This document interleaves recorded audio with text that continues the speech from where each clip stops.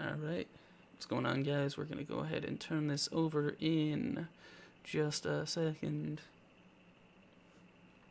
What's going on, your nightmare? How you doing? Is your nightmare following us? Did I not give you... I think I may have not given your nightmare his experience. I'll do that right now.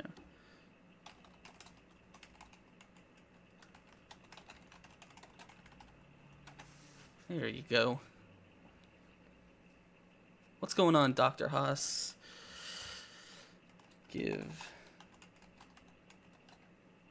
Who, Dr. Haas?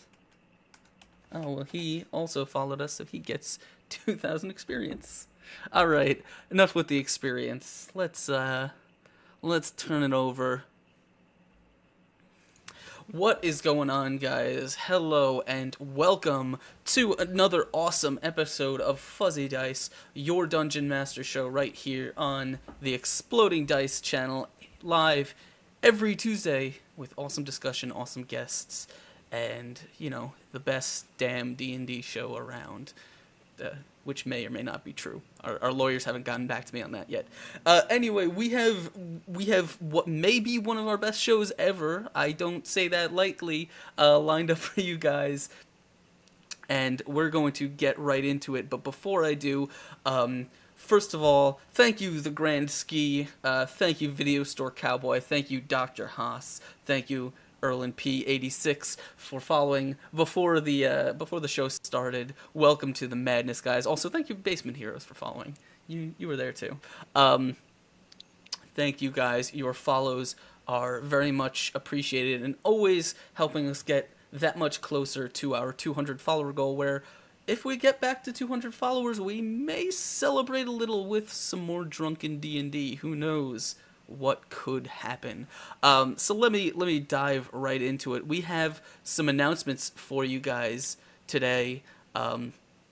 Just some announcements about what's going on around the Exploding Dice channel. If this is your first time here, as you know, this channel is not just me doing a talk show. Also, we have the Exploding Dice show. We play Pathfinder live here every Sunday at 8 p.m., where you can catch us playing the Jade Regent campaign. So tune in for that, or catch our videos of past episodes on YouTube. It's quite a show.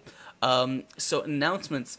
Not only do I have some really awesome guests today, but if you guys were not here last week, I dropped some exclusive information about some really awesome guests that are coming up in the future, and I'll talk about these a little bit more at the end of the show, but I think I can announce with a little bit of officiality that next week we've got a really awesome guest in the form of two of the writers from Cobalt Press. I got Brian Suskind and Ben McFarland. They're going to be coming and hanging out and talking about their projects with me.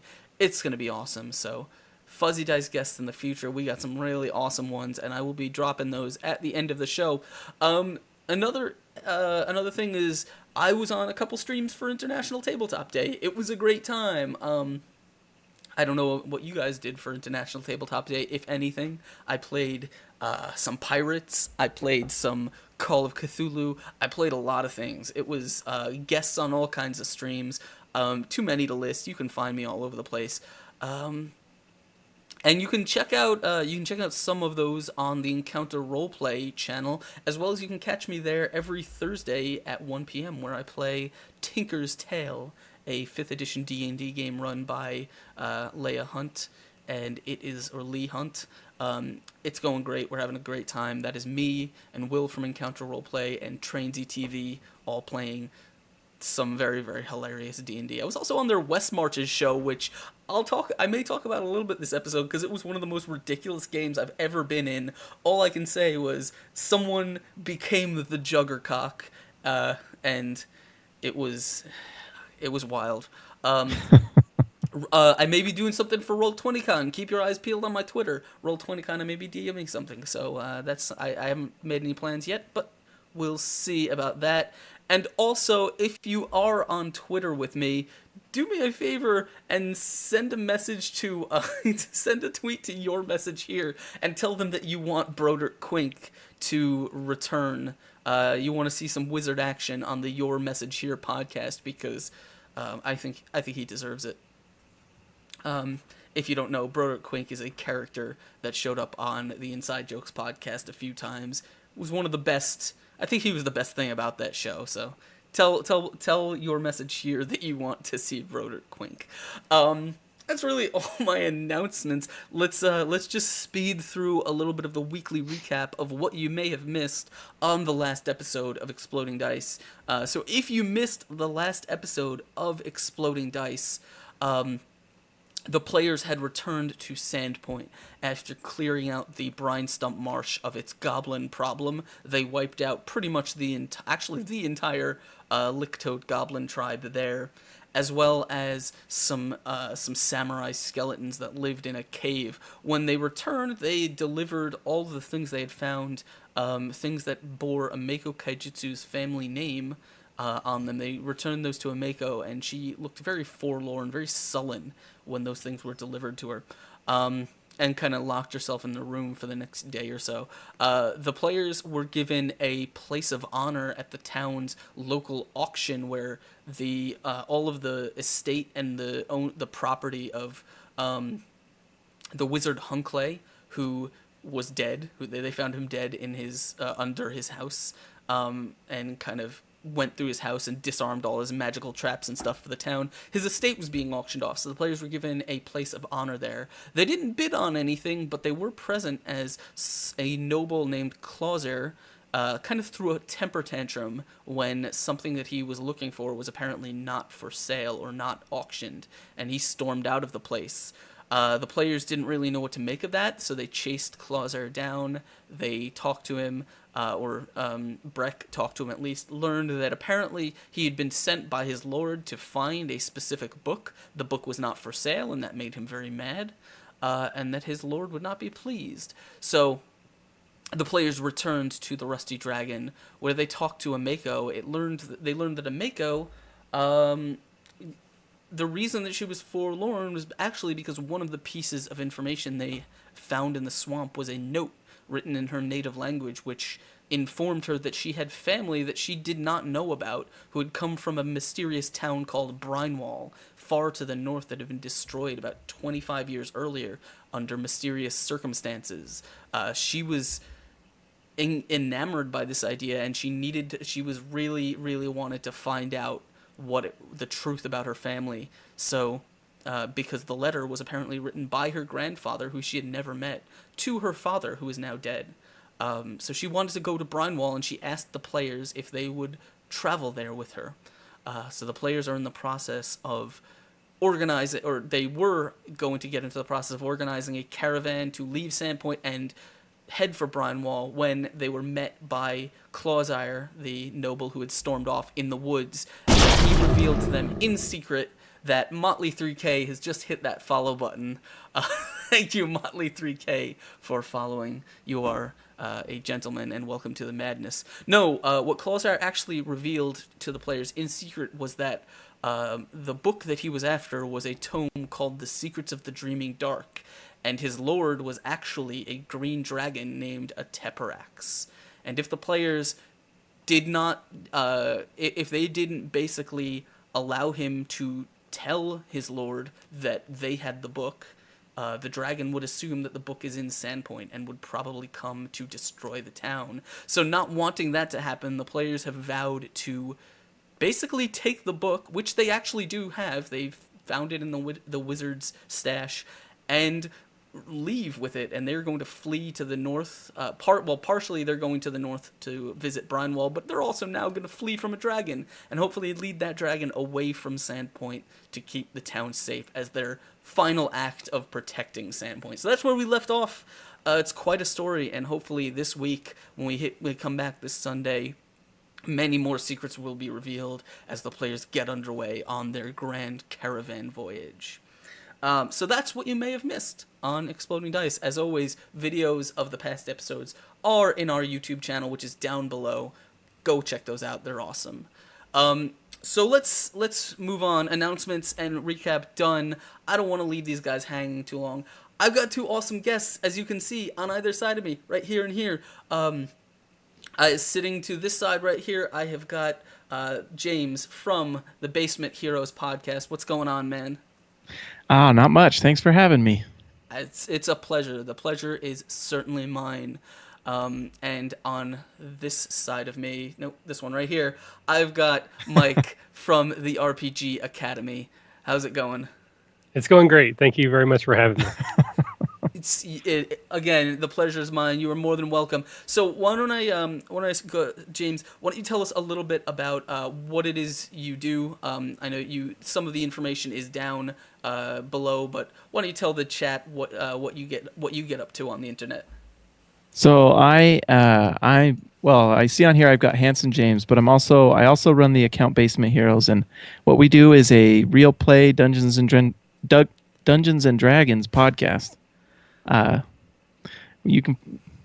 pretty much everything. I'm the dungeon master for our group. If you go to our Twitter page, you'll see that we dwell in the Den of Heroes, and that's where all our adventures take place. Awesome. What's going on, Mr. Dodge and DM Shadow and James in Alabama? Awesome.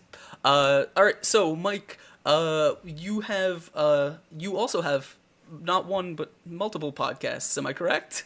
Well, it's all through one feed, but we break it down into a bunch of different show types. So we have some actual plays that we do as well. I'm insane. Just get used to that. So we have 3 different types of actual plays. We have what we call field trips, which are one-shots just for fun, different systems, different players, different DM. Lean more towards silly than serious. We have shows we call the trials, which this is where we try out a new game system we've never played before. Sometimes this could be something that's not even out yet. It's like being kickstarted or it's being beta tested. Sometimes it's just something that we have just never have actually played before. The difference between those two is the trials, we actually try to follow the rules and we actually try to explain the game a little bit and sort of highlight the different mechanical aspects so that the audience gets an idea of how that game would play at their table. Then we have what we call the campaigns, and those are our long-form actual play series, recurring characters that hopefully will go on for quite a while. And then we also do what we call table topics, and those are the shows where we give general DM advice and talk about things that happened in our games, good things that we can highlight, things we wish we could have done differently, again, to highlight. And then lastly, we have show and tell, which is where we have guests on, and we talk about cool things that they're working on, projects. Right now, everything's Kickstarter, pretty much. Yeah. But we've been very fortunate in the past. We actually had the director and producer of the movie of Dice and Men a couple years ago, and that was pretty awesome, I thought. We actually got a free copy of the movie out of it, so that's really awesome. And I want to give a shout out to James. He's one of our Uber fans, and I see he's in chat here. So thank you so much, James, for joining us. Yeah, thank you, James, and thank you for hitting that follow button. You are awesome. I've definitely I put some time, like my as you can see, I try and have different guests on every week, and most of them have podcasts. So it's my time is like almost any time that I'm not doing this, whether I'm working on maps or artwork or writing my campaign or setting up for a campaign, I'm generally like I have someone's podcast going in my ear, and at this point I've got so many of them that it's hard to keep track of like who's got what. But no, I was listening to a couple. I listened to a couple of episodes of season 2 of Basement Heroes. And I definitely I've been listening for a while to a lot of the Table Topics episode, because as you can tell by the fact that I run a DM show, dungeon mastering is like it's one of the things that I'm really passionate about and I really like to talk about, and the fact that I do it every week, I can clearly talk about it forever if you let me. So please don't let me do that. Well, I also like to talk. If you listen to our show, you know that it's basically like an 80-20 split between my co-host and I.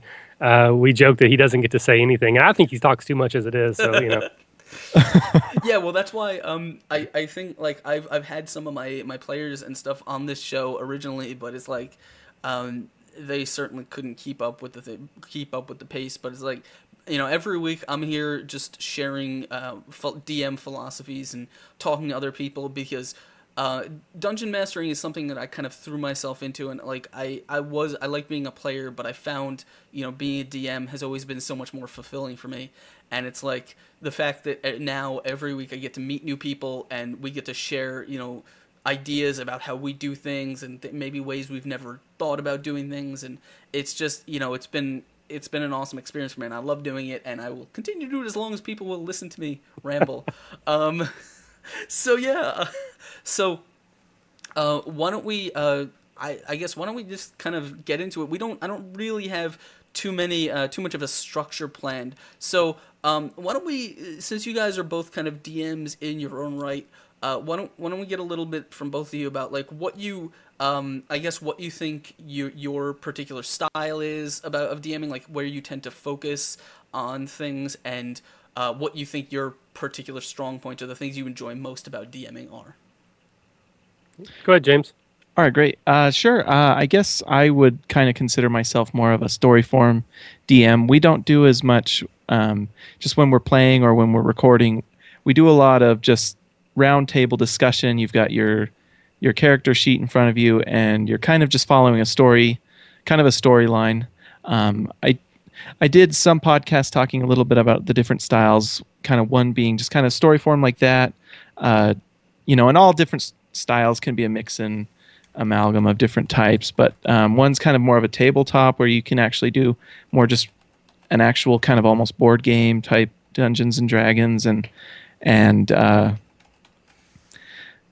I forgot the other type. But anyways, my style is just definitely more story form. And with our podcast, we're typically all around the table, facing each other, going over the story, and then I'm going over it. And that's the style that I'm more comfortable with.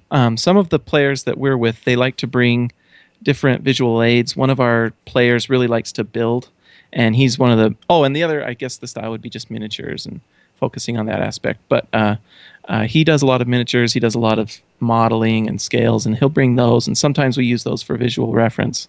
But far and away, my style of DMing is writing the story that I want to kind of go through, having kind of topics or characters that I do want them to kind of run into at some point.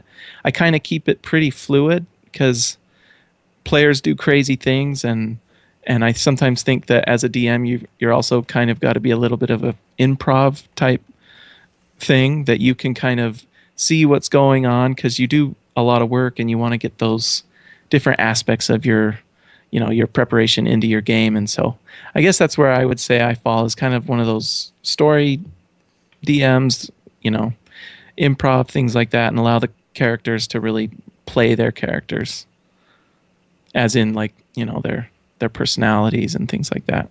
Awesome. What about you, Mike? Well, that actually is very similar to myself. I'm definitely a story-focused GM or DM. I rely a lot on improv. Generally, when I'm going to start a new game, I'll do a lot of prep before the game ever starts. Hours and hours, 15, 20 hours worth of prep, setting up the world, setting up the story, doing a session 0 with the character or the players, so I know what their characters are, incorporating them into the story. But once the game starts, usually I'm prepping an hour or less for each game. I just have bullet points. I know they're starting here.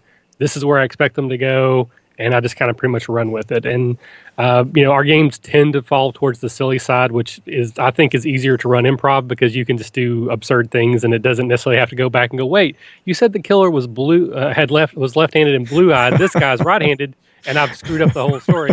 When it's just like, there's a monster, run.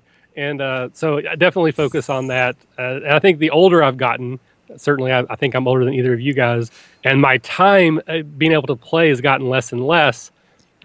A lot of that prep doesn't work. You spend hours and hours making prep, and then they don't go that way. They turn left instead of right.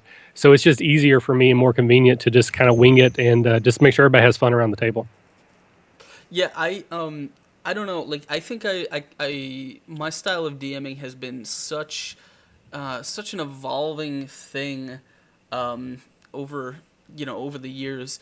For example, like when I started on, I didn't really get much into DMing until probably about 5 years ago or something, when I started on Roll20, because it was the first time I really had a chance to kind of get into it. And I started as one of those DMs who had been informed, like, okay, you need to. Every DM, I think, here's like, okay, you need to create a homebrew world and you need to create a store, whatever. And I had no idea what I was doing. I literally just started with the fact that I like when I first started DMing, I remember what my process was. I opened up a notepad document and I just started typing a description of this big city. And I didn't know why. Like, I think I assumed that I would need to sort of read this exposition out to players at the beginning of the game so they knew, because I was treating it a lot like a video game. I'd played D&D before, but I'd never really gotten into how to run it.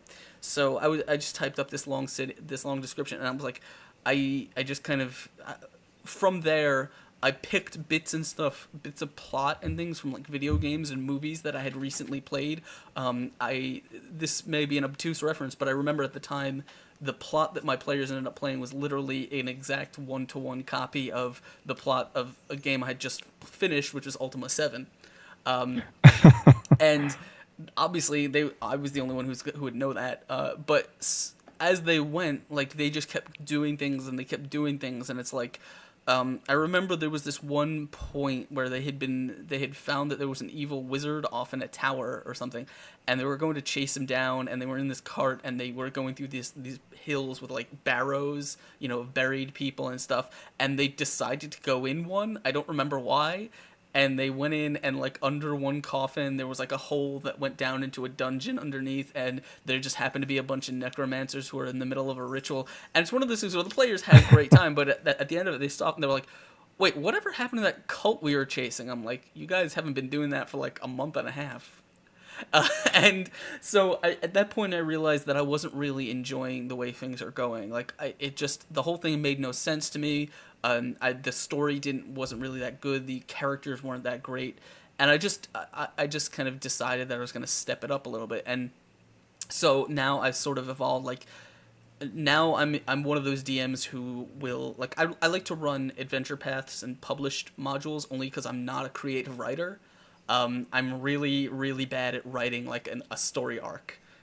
So I'll usually take an adventure path or something, and then what I am good at is reading through it and finding out where the plot doesn't make sense, or which scenes need more screen time or more build up, or are kind of delivered the wrong way. And so that's what I'll end up going. I'll go back and I'll do is I'll just rewrite the whole thing so it makes more sense, and like the characters that need it get more build up. Like, villains don't just show up and then die, and then the player's like, who the hell was that guy? I don't know. He was a guy. I guess we got to fight him, but I don't know who he was. Right. And so that's, so I focus on that a lot, and it's like, I tend to focus a lot on character building and role playing. Like, anytime I can get a chance to do that, like, I'm the kind of guy who is more than happy to have every single, excursion to the shops, to buy and sell stuff, be a role-playing experience, because in my mind every shopkeeper is going to be different and they're all going to be an interesting character. Obviously in the player's mind it's like, no, we just want to get this stuff out of our inventory and get our gold, but to me it's like, no man, don't you want to learn what this dude has to say? Don't you want to meet him, and maybe it'll so that's generally where I fall. Like, my campaigns tend to be a very slow-paced thing. For example, my Crimson Throne game, which I play on Friday, we just played session 30 something. I'd have to check. I don't remember. We've played a lot of sessions, and they're I'm checking the journal right now because one of my players keeps notes, and thank God for that, because I don't keep. I always want to keep notes, but I forget to. Yeah, we just played session 39, and they're about to hit level 5. Which is kind of like, if I had my preference, it's like the pace I like to go at, because there's so much stuff that needs screen time, and you can't possibly get it in and also have the players like leveling up quickly. It just, I really enjoy slow progression as well. I said I also really enjoy the slow progression of the games that I run. For me, it's like, if I get a new toy, I want to play with that toy for a while before I get my next new toy.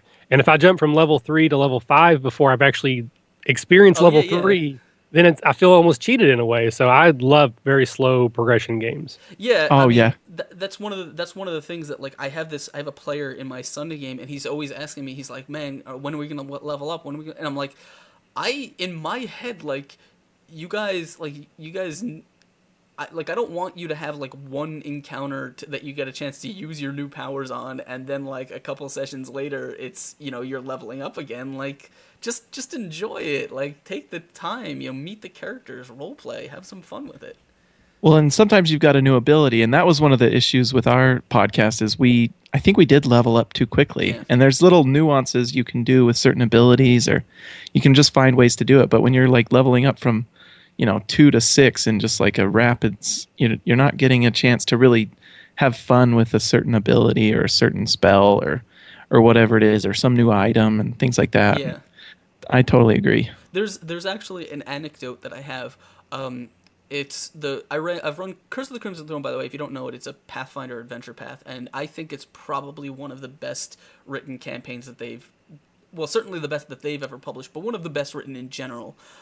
It's very, very good. And I was running it once a long, long time ago, and this is one of the things. The problems with the way I DM things is it's very hard for me to know how something I write is gonna work the first time, but once I've run it once, I know what I need to change for the second time. So if you're lucky enough to get a chance to play the same campaign twice in a row, obviously the second time is going to be much, much better.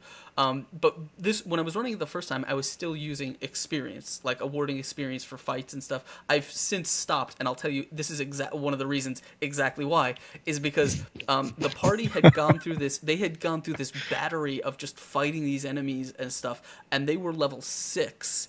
And then they had they hadn't really taken a lot of damage in the preceding fights.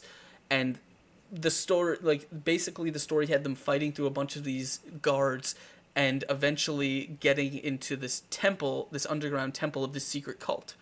And when they got to the temple, they basically, so what I had planned on is I had only had them level when they were taking an extended rest. Because I didn't want them to be like mid-fight or between two fights. It's like, all right, you level up and you gain your new hit dice and your new abilities. Because it didn't really make sense to me. So they didn't take a rest. They just went straight down into the dungeon and started fighting through it. And at some point, like 3/4 of the way through the dungeon, I'm tracking their experience. And I'm like, in my head, I'm like, holy fuck, these guys now have enough. They've killed enough that they are going to hit level 8 before they hit the boss of this dungeon. And as far as they know, they haven't even hit level 7 yet. Because they haven't taken a rest. And I'm like, in my head, I'm like, I have no idea how to make this work in-game. It makes no sense. There's no way to just be like, guys, yeah, you're level 8 now. And they're like, what? Did we skip one? And so at that point, I'm just like, yeah, I'm just not, I don't want to keep track of this experience anymore. It doesn't help me. And also, in general, I found that experience tracks, like, they limit the amount of time that I have to tell the story as a whole, It's because now I can't tell a story at the pace that it makes sense. I have to tell a story based on how many how many fights I can fit between level X and level Y. Well, I also think tracking XP incentivizes getting XP. And for me, combat is the least interesting part of D&D to me. I absolutely am the person. I would rather sit around and just talk about stuff and, make some cool characters. Combat to me is pretty boring. But the way the system's designed, I mean, I love D&D. It's my favorite RPG I've ever played. There are others that handle that a little bit differently, maybe a little bit better. So I don't want it to be based on fighting, which I'm not going to do. And I also don't want the fights that we have to be based off of any sort of encounter balance. It's the story. Oh, yeah. No, I'm with you. So, I absolutely have got to, basically, it's you level when I think it makes sense. Yeah. One of the things that I've always said, and I was just talking about someone today, talking about this, is like when I run a campaign, like I don't shy, like I hear this a lot. In fact, on Roll20, when you're putting together games or when you're looking at people who are looking for a group or something, one of the terms that I hear tossed around is sort of like, I like my games to have 40% roleplay and 60% combat. And in my head, I'm like, I don't see that as a dichotomy. Like, that makes no sense to me. A campaign, like, first of all, why can't you roleplay while you're in combat? And also, like, yeah, so like why is that a dichotomy? And second of all, like, I would never write a campaign that's like, okay, 60% of this campaign is combat, because that, like, the combat happens when it makes sense in the story, but I'm not ever gonna skip a part because it's like, okay, I feel this has been going too long. We need a combat to break this up. It's like, no, it'll happen when it makes sense. And if sometimes the players will go 1-2 sessions in a row without fighting anything because they're investigating or they're talking to people or they're planning their next move or something like that. Well, I also think that it's just your job as a DM to kind of know your players as well, because I think that I mean, if it was just all combat, I mean, and that's why you play video games. Yeah. In my opinion, you get on there to do combat and do this amount of damage with this ability combo and blah blah blah, and that's fun in certain circumstances. But it's a lot of fun also to be able to just get that story. So, for example, when I do a campaign, I'll usually come up with some sort of storyline and story arc that involves usually a character or two. I always make sure that there's a very clear need for kind of. I mean, I took screenwriting in college and I minored in English and creative writing, and like a lot of good stories will generally have kind of that character at the beginning that kind of sets your characters on their quest, that kind of gives them this idea or just some sort of figure that gives them a reason to go do a thing. Like when you're creating your campaign, you want your players, they have to have a reason to want to go do this. Whether it's, hey, I lost this, my brother is captured and I need you to go save him.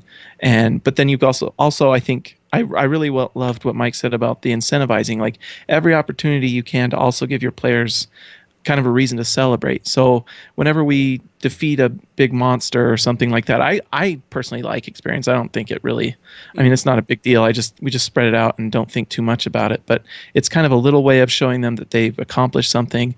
And I'm very big on just like, they can have all the legendary items they want. Who cares? Like it's fun to get a different item. And the fun thing with and I'm not the biggest rule, honestly, if you're going to ask me rules, I'm going to be very blank on a lot of them. But I know that you can only carry 3 legendary items at a time. And so that can be kind of fun for a player to be able to kind of choose what he wants to use and kind of what his character, each person's going to have their character. They've got an idea of what they want that guy to be or to do. And so sometimes you can, as a DM, give them opportunities to get things to let them fulfill that. But I think you're doing a little bit of a disservice to a player if you're not at least presenting them opportunities to kind of allow that character to interact. The most fun I have is when I've got a interesting character that I've kind of thought up and that interacts with the players, and whether it's good or bad or just kind of a side character. But I have more fun with that, and I think the characters do too. Yeah, you're definitely right about obviously a big part of being a DM is being able to kind of engage your players in the way that they've designed their character. So, for example, if you have a character who is built to sort of talk his way out of situations or something, you don't want, obviously, as a DM, yeah, you could throw him, you could throw the party against undead or beasts, things that don't really have the intelligence to talk.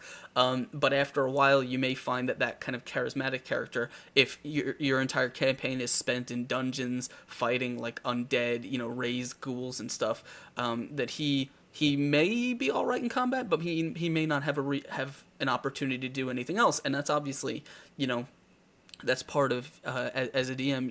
It's important to craft experiences so that the players can kind of get something out of it. I certainly I don't think I go out of my way to to write, okay, this is a situation where this player is, this player has this special ability, he's going to do this. Usually I'll write just situations that make sense for the story. And then I guess sometime, if it happens to be, if I happen to be working on a specific player's backstory or something, then obviously, I'll write details specifically for them. But generally I don't go out of my way to say, if there's a rogue in the party who really likes unlocking doors, I'm not going to send them into a dungeon with 50 locked doors just so they could have, they could have the time of their life. Because while that may be cool for them, it probably won't be as interesting for the rest of the party after, the first time. But but it's still, it's definitely something you want to keep in mind. You have to understand where your players are coming from and what they're looking for. I think for me that comes with setting expectations. Yeah. And again, I'm at this point, I pretty much play with the same people other than going to conventions. It's my group, so we all kind of know each other. But I'm still a big proponent. Every new campaign starts with a session 0. And that's where we get together and we make characters, not necessarily like rolling stats and picking items, but we decide who our characters are, what their personalities are, how they know each other before we ever start. That way, all the characters make sense. And if I say, "Hey, this is going to be a very combat-heavy game," I anticipate we're going to be, going through dungeons for 90% of the time, then no one's going to make that charismatic character. Yeah. Or if they do, they know ahead Yeah. of time what the expectations are. And it can also just be the tone. The very first ever actual play that we did when we first started this almost 4 years ago was called Made Men. And while it has humor, it was a pretty serious story. And then one of my friends who didn't start the game with us, but wanted to came in, and I did not do a very good job of setting expectations, and it was like he was from a different genre.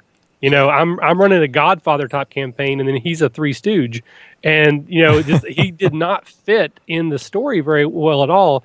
And we worked it out, but at the same time, that's just something. Session 0, you set expectations, the tone of the game, the system, how you make characters, how you know each other, and then that solves so many problems before they start. Yeah, no.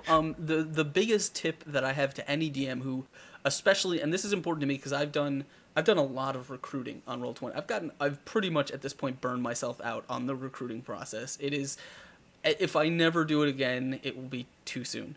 Not because I don't like meeting new people or whatever. It's just I've gone through I've done it so many times. I've had to explain the campaign. I've had to give people the setting reference books and this and that and be talk whatever. So I don't like doing it. But what I've learned over the course of doing it for so long is there's a few things that are absolutely mandatory when you're talking to a player about or you're planning on starting a new game or you're getting players to build characters for your game. It's don't bury the lead about what you as a DM, how you run things, and what you expect. If I run a game where it's heavy on the role play, I kind of expect my players to kind of get in character and do a little, act a little bit, and I. For example, in my games, we do all the skill rolls the players do for mental skills. So that's your perception, your diplomacy, your knowledge checks, anything like that. Is the players actually make the roll, but the result is actually hidden from the play. They don't see the result, and that's a thing that I picked up from a Tomb of Horrors game a long time ago, where for me it's become a tool that I can kind of keep the players in character by separating out the meta information from the character information. So for example, when players make a perception check, everything that the character knows, the player knows exactly the same thing as the character knows, which is exactly what the DM tells them. They don't know, oh, I rolled a 1, that means I didn't find whatever was in this room, but there probably still is something to find.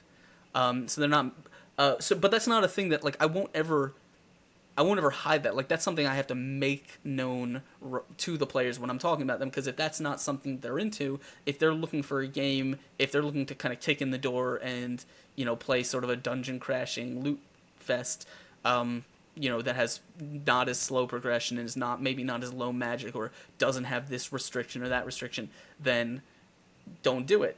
Don't let their game. They don't fit in your game. You're not the right DM for them, and that's something that I think a lot of DMs. This is actually a thing that I've heard from a lot of DMs is, they kind of. By the way, thank you, the Carpe DM, for hitting that follow button. I forgot to mention it. Thank you very much, and welcome to the madness. But yeah, so one of the things I learned from a lot of DMs, especially a lot of newer DMs, is that often they're sort of afraid of a player not being the right fit for them or not being the right DM for this group, because they'll sometimes ignore those possible conflicts of interest, or if a player sort of wants a dungeon crashing loot game and they really want a game that's driven by intrigue and investigation and sort of mystery or something like that, if they want to run a horror game and the player wants to smack down the monsters, those two things are going to kind of come in conflict. But a lot of newer DMs will almost be afraid of sort of addressing that, like maybe saying, I don't, maybe this game really isn't for you. And they'll try and sort of run those things, and then you get those things where later on they come down and say, oh man, what do I do? This player is making this min-max kind of munchkin character in my game, and it doesn't fit. And it's always like, well, have you tried talking to them about, what your expectations are and what their expectations are?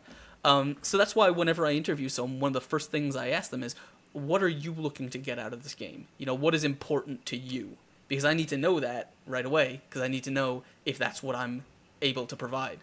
Right. I think that's one of the things where the model is changing. Things like Roll20 is making it possible for someone who just comes home from work, figures out that their evening is free, and can jump on and play a role RPG for almost like a video game. You can just pick it up and play.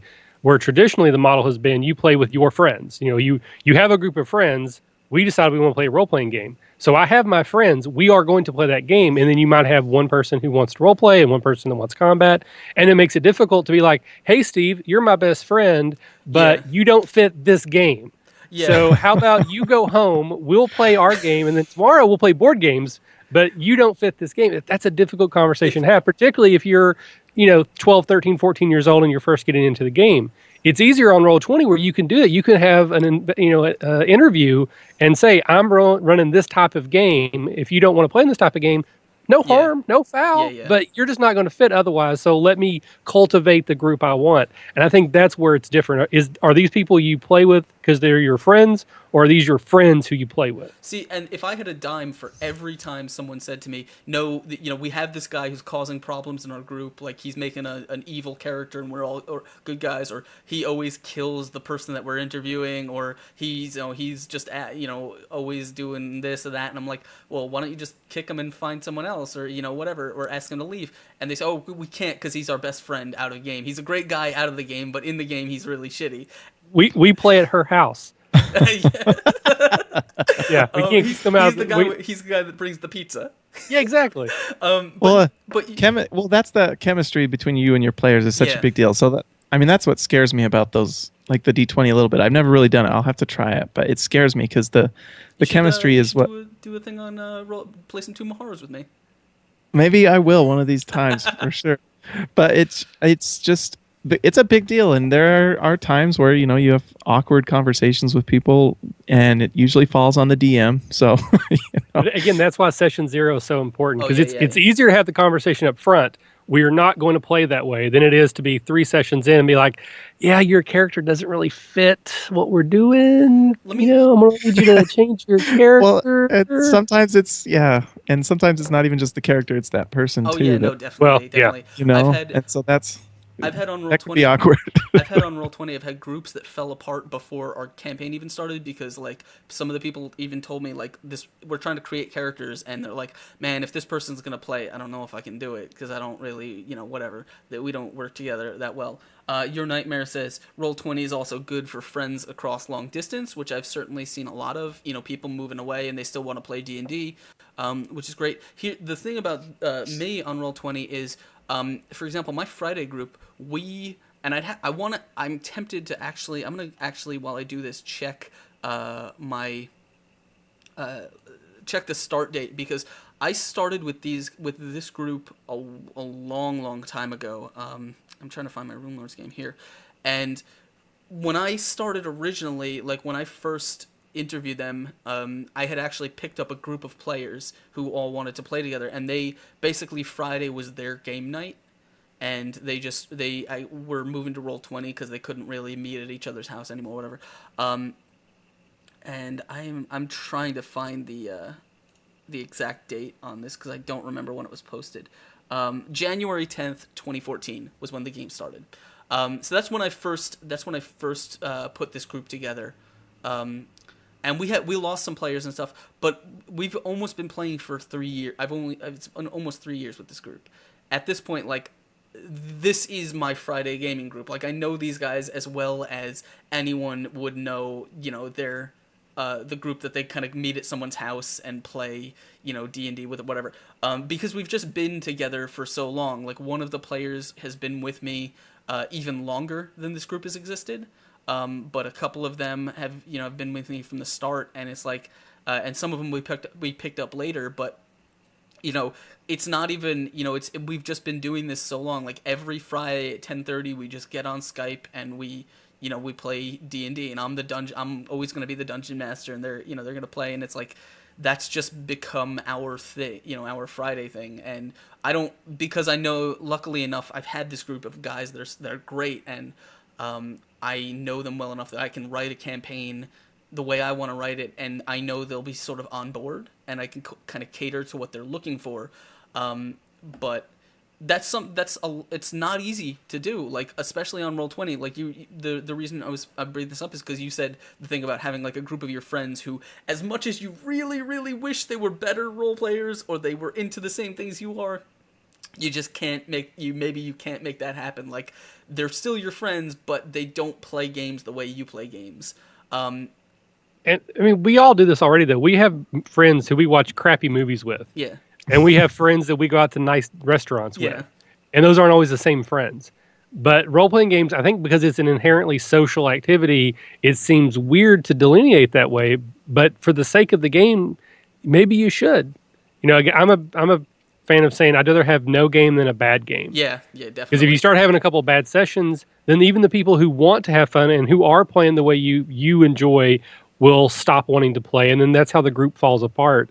So, you know, sometimes you just got to cancel it, and then you got to have that hard conversation and say it just isn't a fit. Either you need to change your style or you need to find something else to do on Tuesday night. We're still good friends. Yeah. But on Tuesday night, you know, do something else. The reason I brought it up is only because with the advent of these kind of virtual tabletops like Roll20 and stuff, it's interesting because now you sort of have an atmosphere where not only can DMs select the players that they want, like this, and sort of put together their ideal group for a campaign, but players can also find the game that they want to play in. Like, it used to just be, you know, you post an advertisement in the game store or on your college campus, and it's like whoever you're, you know, hopefully some people show up that you can kind of enjoy spending time with, because otherwise, you know, you have a shitty time and you go home and you wish there were better people, you know, more fun people around you, you know, to role play with. But now it's almost becoming, you don't really have to settle for that. Like you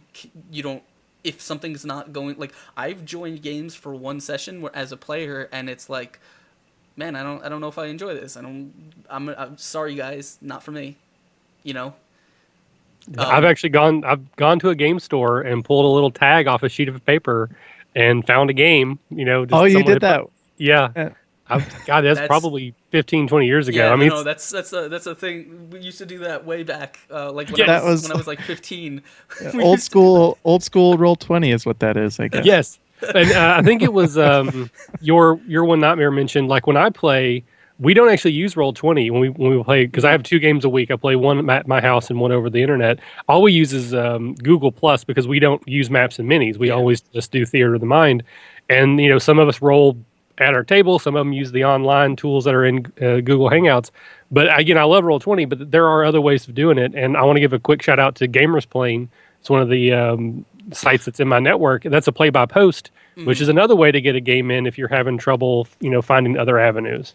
Gamers Plane is great. We started our podcast using Gamers Plane, and it was a really fun way to just, even as a DM, it was just a great tool to just record everything, make sure you know, didn't forget about a certain character. I mean, this season with this podcast, I had one episode where they had a talisman, and then at the end of the podcast, it was a diamond, and I just forgot. But I only realized because I was editing the episode, and I was like, oh, well, I guess there's nothing I can do about that. Yeah, well, it's actually, you mentioned earlier about like your number one piece of advice, and one of mine would definitely be record yourself. Even if you don't want to do a podcast, which at this point everyone wants to podcast or YouTube or Twitch, it's the thing to do, and I'm right there with you. Yeah. But I think listening back to myself running games over the past 4 years has done the most to help me become a better DM than anything. Because I can hear when I'm doing a good job. I can hear when my players are engaged. I can hear when I have to go, hey, it's your turn. Clearly, I'm not keeping them engaged, and I just think it's been a fantastic tool just to listen to yourself and go, okay, where did I do well, and where could I have improved? Yeah, and it's also fun. You just get a kick out of it. Like when I'm editing the podcast to post it, I just find myself chuckling at things that happened. Personally, just one of the most fun things about DMing for me is just when you come with these storylines and ideas and things you want to do, and then it's just, to me, the most rewarding part is when the players create these different avenues that you didn't really realize, and you have characters or NPCs or whatever just doing things that you didn't expect them, and they become a bigger part of the story, or something you didn't expect or you had to kind of work around became a big deal. And it's just fun, and recording it, yeah, it's just a blast. Even if you don't want to post it on iTunes, you can at least listen to it later on or share it with your buddies, and Right. and it's a lot of fun. One of my favorite moments I've ever had as a player, I had the good fortune of being on the One Shot podcast with James from One Shot and Jim McClure from Talk on Tabletop when he ran that L5R game for us. And there was a moment where Jim literally took his notebook and just threw it over his shoulder. It was like we clearly were not going the way he had planned, and I just love that moment. He's just like, and then we just kept going on story.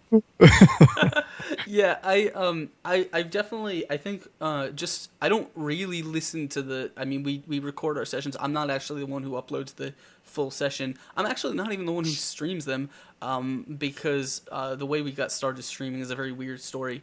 It's handled by one of my players, which I think is interesting, because that means that the view that the video sees, like the view that our audience sees, is always going to be the view from like the player side of things. They're not going to see like the DM side, where they don't see me fudging my rolls and setting up like tokens and stuff.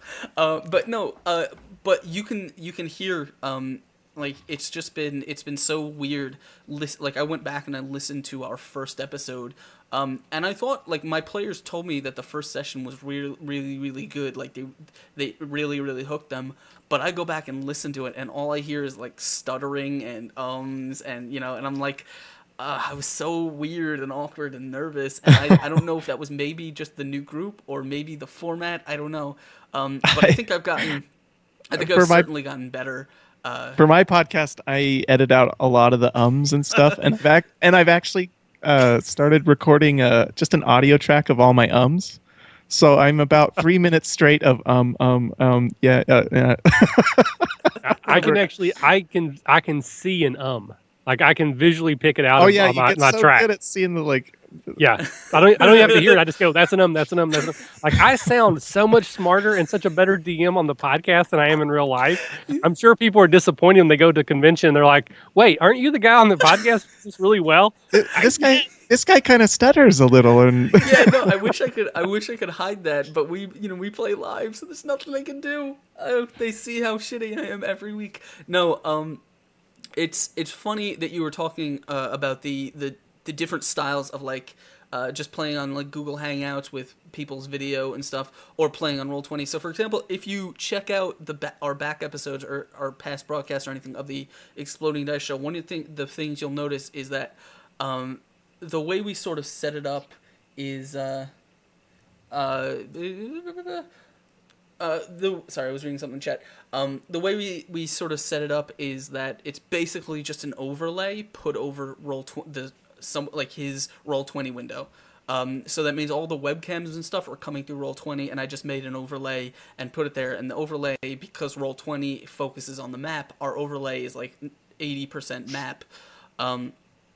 And the reason that we went with that rather than, for example, if you watch me on Encounter Roleplay, where I play a couple games there, well, I play one weekly game and I kind of show up on other streams when they need a player or something, you'll see that almost like on Tinker's Tale, we don't use a map at all. It's literally just our 5 webcams on a screen, and then there's a little tiny box down at the bottom where you can see our rolls. And that's it, and that's all you see. And the reason is because we have a Roll20 open for that, but we just use Roll20 for the rolls. Like mostly it's just us staring at a screen of each other's webcams and sort of talking to each other, because that's just the way their DMs do it. For me, I'm an illustrator by trade, so I'm a very visual guy. I like representing things visually. I'm a professional map maker. I take commissions. It's barely a living. But I make my own maps, and and tokens and stuff, and I really like getting in and making these sort of detailed dungeons and visuals, and using like Roll20's dynamic lighting and this and that, because while yeah, it's not something that every DM is into, but it's prep that I like doing, and I find that for me at least it makes the game interesting. And I find a lot of my players really like they like the dungeon maps and they like the visual stuff. I'm sure they'd be perfectly fine without it, but it's it's one of those things where I think you're right in that the game can run either way.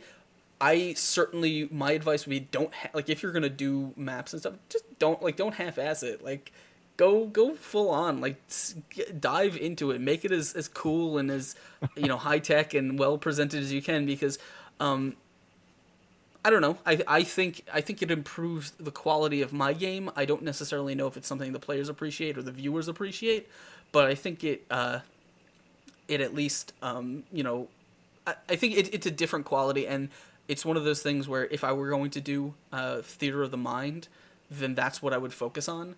But if I would, but because I'm gonna do maps, like I'm gonna put the effort in and I'm gonna try and make it cool.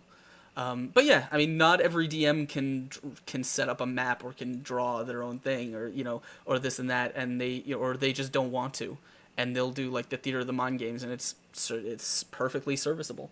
Well, I think for an audio only podcast. Oh yeah, no, definitely. It's very different. Like if you're on Twitch or YouTube where people can see and they can see the map. But like, and we've experimented, but on a podcast, if I move here and I attack that one, that's terrible radio. Yeah. And in our heads, we still see that you're doing the cool thing while we move your mini around. But so it's just easier for us not to use them. Mm-hmm. But I kind of view it's almost like a diet. Any diet will work if you stick to it. Yeah. It doesn't matter what you do. If you actually follow any diet you want, other than maybe the ice cream diet, you're going to have success. If you can play either way you want, just do it well. If you want to use maps and minis, just do that well. Build encounters that require that utilize the abilities that you have with those. If you're going to do theater mind, then build encounters that will function better, that don't necessarily require that type of level of tactics. And I think either way will be fine for you and your group. Just do the things that make each one work best. And try both. Mm-hmm. If you only use maps, do the other. Try other things. Here's an example of a map I use. I just print these off on the internet. Oh yeah. Because I'm just not a good artist, and I get frustrated at myself, and so I'll just use that as kind of a visual reference for me, But I actually don't go very map heavy. I really, I guess when I'm thinking of things, I actually think more in terms. But I love what you said. Just focus on your strengths. So for me, it's characters and interacting with the characters, and then finding a way to somehow get some sort of combat involved in one way or another, and allow the players to succeed and get something great that they feel rewarded with.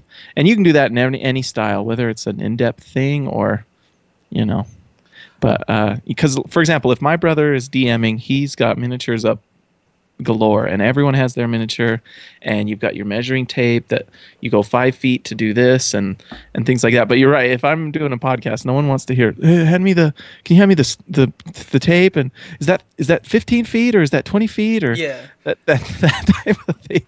That doesn't make for a great podcast. And I usually think in terms of podcasts. So when I'm preparing for a campaign, I'm usually also thinking in terms of kind of like, what kind of sound effect can I use here? This, like, what can I do for example, our next. Do you guys use like Sirenscape or something for your sounds? Because I do, and it's kind of. I just use sites online that are royalty free stuff, and I'll just get sound effects. But I have like a character for our next campaign that he loves bombs and explosions. So I just thought in terms of like, he loves like flint, just things that make a loud pop and stuff. And so I've kind of thought about that and built a character, and think that for me is fun. We don't use any audio like live during the game, because I can barely keep up with what I'm doing. But for the podcast, we have experimented with adding sound effects. Our current campaign, called Wrought Iron, and we're friendly with Battle Bards. They've been big supporters of ours since the beginning. They're supporting our convention, so we do use Battle Bards whenever possible for our actual plays. Battle Bards is one I've seen, and I've checked out their site. I think the only thing is like I believe you have to pay for each individual track, right? Honestly, I don't know, because they let us use it for free. A lot of with the royalty free stuff, you just have to give credit, or just or say, hey, thanks to Battle Bards, or or Yeah, whatever. Battle Bards, there is a fee schedule. I don't know. I don't know if it's per track or how that works. Again, they gave us their catalog to use in exchange for using it and then promoting it. So I don't know, but I do know that there is a cost associated. Yeah, I pay a subscription to Sirenscape, and I don't know if you guys have tried it out. It's been working well for me. I would play it for you right now, but I turned off my voice meter, which is my sort of digital. It's my fake, my not real, like as in a physical object, soundboard, like mixer, and I use that because there's a really hacked up kind of audio system that I use to basically have, because Sirenscape is basically a soundboard program on your computer, and so normally if I hit the button, it's just going to play out of my speakers. Like the people on Skype aren't going to hear that. So what I have to do is I have to sort of use this voice meter to send that as a, like, composite that with my microphone track and play that through Skype so they can hear the music that's playing in the background and stuff. But it's really cool, and the reason I like Sirenscape is because they have all different kinds of setups. So like I'll just pop it open right now and look at it. But they've got like one for like a dungeon, or one for like a dragon fight, or one for like a high seas battle, or a tavern brawl, or just, around a big city. And so then if you go into that, like you can just, they have either preset, like, so that's divided into a bunch of different tracks. So like let me check this out. Like this is Dungeon Depths, and so it's divided into like the music, the background music, like a track of like deep growling or distant screams or feet on gravel or weird noises, and then they have these groupings. So like if I just play this one, it'll play like a bunch of different preset tracks at certain volumes together, and then you've got like just one shot noises, so I can play like a Wilhelm scream at any point. Nice. Which of course makes every game better. So I did experiment with sound effects one time. I'll shout out, if you go listen to our podcast, look for the Field Trip to Face Rip, which is the old Marvel superhero game. And unfortunately, Battle Bards didn't at the time, and they don't really now have a lot of sound effects that worked for superheroes. So I did my own. I mean, I spent hours going on like freesound.org and pulling off all these little clips I've and used mixing that them. site too. And I'm not kidding. Like, I probably have 20 hours, man hours, in this 1 hour episode. It's a lot of work. Because I had to make everything, which I have them all now. I've made them. I kept them. But I had to mix every single sound effect that you hear. I had to go find and then sometimes mix. It's pretty crazy. But I do think it's a really fun episode. So I'll just, if anybody wants to check out some Marvel superheroes with some awesome sound effects, Field Trip to Face Rip. Awesome. Yeah, I like the sound effects. I think they've really added a cool layer to my game. I'm still working on how to kind of, they tend to not come through on the stream as well as I'd like. So I'm working on a solution to that. I don't know, but yeah, I like using them because they just, I think like they add that little bit of that interesting layer to it. I'm just, any time I can add like some little fiddly bit that makes my job more difficult, but looks or sounds better for the players, I will probably do it. So why don't we're coming up on kind of like our second hour of the show.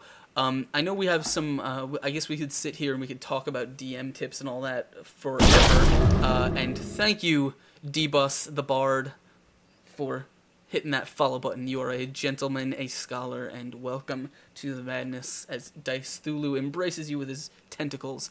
I know you, we had some other stuff I wanted to talk about. Specifically, Mike, you've got a big thing that you've been tweeting out a ton recently.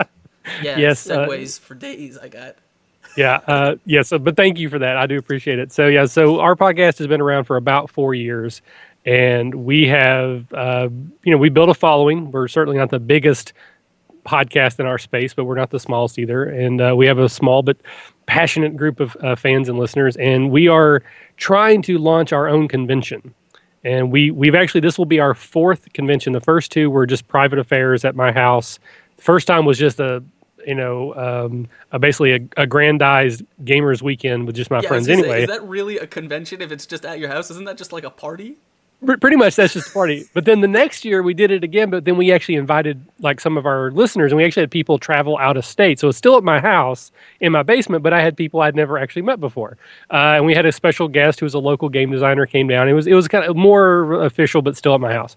So then we decided to go crazy, go big, and we actually rented out a place and we launched a Kickstarter and we funded in a day and we had an amazing time. And like all stupid people, I took that as, oh, we must know what we're doing. We should go bigger. So we are a couple weeks into our second Kickstarter for what will be Acadecon 2016. We've rented a much bigger place. I'm talking about it's like 5 times the space of where we were at the first year. It's much more expensive as well. It's going to be at the Dayton Convention Center in Dayton, Ohio. The Kickstarter is running now, but the event is not actually till November. So that's the first thing you got to figure out. You got to buy your badge 5 months in advance. But we're going to be November 11th, 12th, and 13th at the Dayton Convention Center. We have a ton of our friends and people we've met through our podcast, game designers like Keith Baker, who's like Eberron is my favorite game setting ever. I love that guy. He's a personal hero. He's coming. Rich Baker, he's got a ton of credits to his name. Rob Schwab, who did the Shadow of the Demon Lord game. Ken Haidt, who's on the Ken and Robin Talk About Stuff podcast.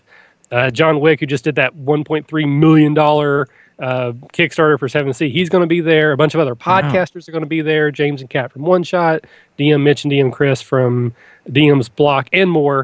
And pretty much everybody from my network's going to be there. So it's going to be this huge thing, but we need people to buy tickets.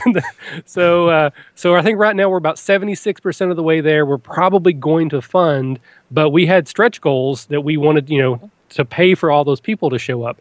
So we just need people to basically, come and play games with us in November in Ohio. If you can't do that, or if you won't, we do have some virtual swag available. You can get some free Battle Bards tracks. They're one of our first stretch goals. We have adventures for some of the people who work with us in our network that will be free. We even have the DM's the Godfall DM's World Book. So Godfall is getting ready to do a Kickstarter for their World Book, and Aram has actually given us the ability, if we get to a certain level, he's going to give a free copy of it to all the people who come. I don't think we're going to get there because it's like the highest tier and we're nowhere close to that. But he's trying to help us out as well. But we have some virtual games. So someone who can't seem to get into a game, there's a donation level where I'll run a game for you and a few friends. Caleb will, Cinda from She's a Super Geek will, Krista from Sharkbone Podcast will, Jim from Talking Tabletop, his is already sold. Darcy Ross, who's works with Contessa, she's been on a bunch of podcasts. She's awesome. She's doing one, but hers is sold out. So there's ways that you can help us out even if you can't show up. And there's always just a donation. If you just want to give us money to make this super cool thing happen, I will gladly take your money. That's pretty awesome. Yeah, no, I've been seeing pretty much my entire Twitter feed is all Acadecon stuff for the last that's amazing. 7 months, I think. I don't even know how long I haven't been paying. No, but it looks like you guys have got a lot of cool people there. I know DM's Block, actually, they're cool guys. I'm currently we're working out something. I think they're going to be showing up on this show probably very cool. next month, I think. Also, God's Fall, I know Aram is a really cool guy. He's stopped by and he's hung out with us a few times. Not on this show, but I'm trying to get him on this show because he's a hard guy to pin down. Everyone wants a little bit of Aram, apparently. Yeah. One of our we have a motto for our show is that if you're having fun, you're doing it right. But our other motto is helping you find better shows than ours 4 years running. Because I actually had Aram on our show super early. God's Fault only had like 4 episodes in. I was like, hey, you want to be on my show? He said, yeah. So we had him. We've had Cthulhu and Friends. We had James and Kat from One Shot before they got super huge. So if you go back and listen to our show and tells, you will find all the podcasts that are currently, leading the charts. I found them first, and then they surpassed us. Yeah, I don't even I forgot I was Aram from Godfall. He's really awesome. You should listen to him. And then I think that ended up being one of the few podcasts that I actually got a chance to listen to, or I actually made the effort to listen to like multiple episodes of, because it's better than mine is. Well, it's different. I mean, and obviously I like Aram a lot. I think his show is amazing, but it is not a something you can recreate at your house. Yeah. I mean, at this point, it's the effort to listen to like multiple episodes of, because it's better than mine is. Well, it's different. I mean, and obviously I like Aram a lot. I think his show is amazing, but it is not a something you can recreate at your house. Yeah. I mean, at this point, it's a professionally produced audio drama, and that, again, I'm not saying that's better or worse, but like if you're someone who's wanting to listen to a podcast because you don't know how rules work, or you don't exactly know how to run a game, and you just want to listen to a game to figure it out. His is not a great example of that. His is a great example of yeah. high drama fantasy. I mean, well produced, and it's just entertaining as all get out. But it's not a great representation of what a game would be. Yeah, no, so it just definitely. depends on what you're looking for. So Makes for a great podcast, though. Oh yeah, Yes. yeah, It's great theater. It's an entertaining show, and it's it's one of those. And I think that's actually like when I was talking to him, I think that kind of brought up an interesting topic for me because I've talked to a lot of podcasts, a lot of people who kind of record their actual plays and stuff, and I think especially when everyone's running a campaign, like everyone sort of is inspired by something, but almost always doesn't recreate that thing that they're inspired by. Like I know a ton of people podcast wise are inspired not just by God's Fall, but there's a lot of D&D podcasts out there. And I know recently a ton of D&D games have been spawned because of the Critical Role show, which is spawning podcasts and live plays and this and that all over the place. Lots of people on Twitch and stuff. But one of the biggest things that is always is that the people will kind of be like, they'll have their first show or their first recording. They're like, wow, this isn't nearly as entertaining as that one was. And like, I don't know, like, is that something that you think it might be a little bit disheartening to people or something? Or do you think like that's something that people should sort of be prepared for and then persevere through? Yeah, I just think, again, that's those expectations. Like if you want to recreate what you hear on God's Fall, you can, but it takes 30 hours of editing, and skill to do that, which all of us don't have. And equipment. And the equipment and those types of things. So it's not that I mean, because I want people to just strive. Like, like God's Fall has caused me to want to do a better job, as have a bunch of other, shows as well. It's like, they do this better than we do. We should try to get better at that. Absolutely. And he gets a lot of people who are willing to try role-playing games for the first time, which is our mission statement. We want to get more people playing. So hats off to him for that. But I just think it's worth mentioning that his show is not a true representation of what you're going to have around your table. He takes 4 hours of audio and cuts it down to an hour. Basically it's again, it's an audio drama, and it's an exceptional one at that. And, even my show at this point, we don't edit to the same level as he does, but we edit for story, we edit for content, we edit out the ums and the ahs. So really at this point, I don't know that my show is as an accurate representation of what an actual game session would be, but it's probably closer. And I also think that people listen to these podcasts because they're looking for a chance to experience something that maybe they don't always have the opportunity to. Because when people talk to me about our podcast, they're usually people that, hey, I used to play D&D with my buddy, but then I moved to this place and don't really know a lot of people here, but I really enjoy listening to these podcasts because they kind of, they scratch that itch for me that I'm hoping to get. Because maybe it's someone that doesn't want necessarily to find a new group or something like that, but they enjoy it. Otherwise, like, unless we all create the level that Aram does with his podcast, they're not going to all listen to it. But I think they're all huge fans of Dungeons and Dragons. They want to experience kind of a campaign that maybe they're not necessarily playing, but they're kind of experiencing it with the players, or they're listening to these things just to make themselves better. They don't know all the ins and outs of D&D, and they learn from these podcasts, and it helps them to be better. Yeah, and that's what we try to do as well. Like when I listen go to look for new podcasts, usually there's I don't know how that system works. Like I want to listen to a podcast of a system I don't know so I can learn it. And, for us, I think people hopefully are finding our show so that we can teach them kind of how role-playing work. And maybe, you can role-play. This is one way to role-play versus this type of thing. And again, I don't want to come across at all that I'm any way negative towards your show. I think it's amazing, but it's just different. Mm-hmm. And someone mentioned different is good, and I agree with you. Or different is refreshing. So I agree with you. So, so, I mean, and those are kind of... those are great points. Like personally, I mean, I love the sort of, I guess, emergence of all the D&D podcasts and stuff. For example, like our game, I think we decided a while ago when we started how we wanted our campaign, what we wanted our show to be about.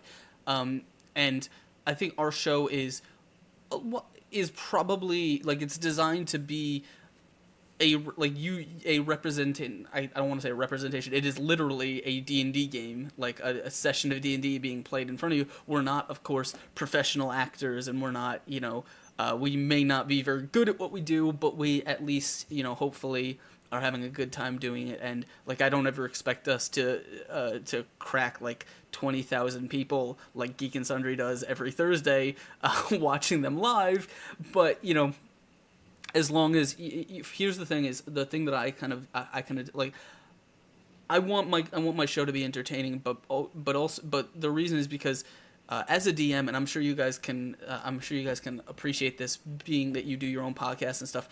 As a DM, the job I signed up for is I volunteered to take this group of 4 or 5 people and entertain them every week. That's the job that I am here to do. So the fact that I get to do that, and also in the process entertain anyone else, anyone that's not in that group directly, is like, that's a bonus to me. Like I'm now, I'm doing exactly what I would be doing anyway, and other people are getting a chance to enjoy it and choosing to enjoy it, and it's making their Sunday night hopefully a little bit better. That's why I keep doing this Twitch thing, because it's sort of like the DM's job plus a whole bunch of extra good feelings, because you get to entertain other people. Right. I didn't say it very well a minute ago, so let me restate what I was trying to get. Is that when I go look for a new podcast, there's usually 3 things I'm looking for. I'm either looking for entertainment, education, or inspiration. Mm-hmm. And I think pretty much that's what people are looking for. And in good podcasts, hopefully will incorporate some of all of that.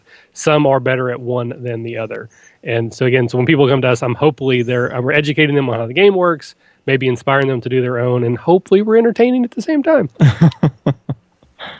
Exactly.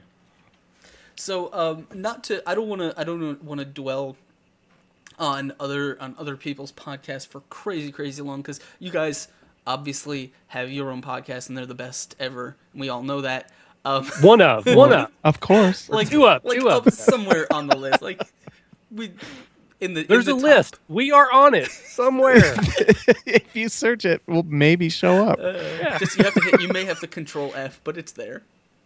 Go to iTunes and search. We are there. It is on there. Well, then you are a step above us, because we are not on iTunes. We are only here on Twitch and on YouTube. And our YouTube channel does almost nothing, but yeah. So I just want to shift a little bit to talk more. I want to talk about a little bit more DM stuff, because there's as I mentioned at the beginning, I love learning from other people, learning from other DMs, and just being made to. Whoa, Minicam is popping up in front of me. I like learning things that I have never thought about doing, or I've never really tried, and also kind of sharing tips with other people. So, I want to know, as a DM, what would you say is probably the most successful thing the experiment that you tried in your game? Like something new that you tried at some point, doesn't have to be recently, could be any, that turned out to be entirely successful and maybe made it into your normal repertoire.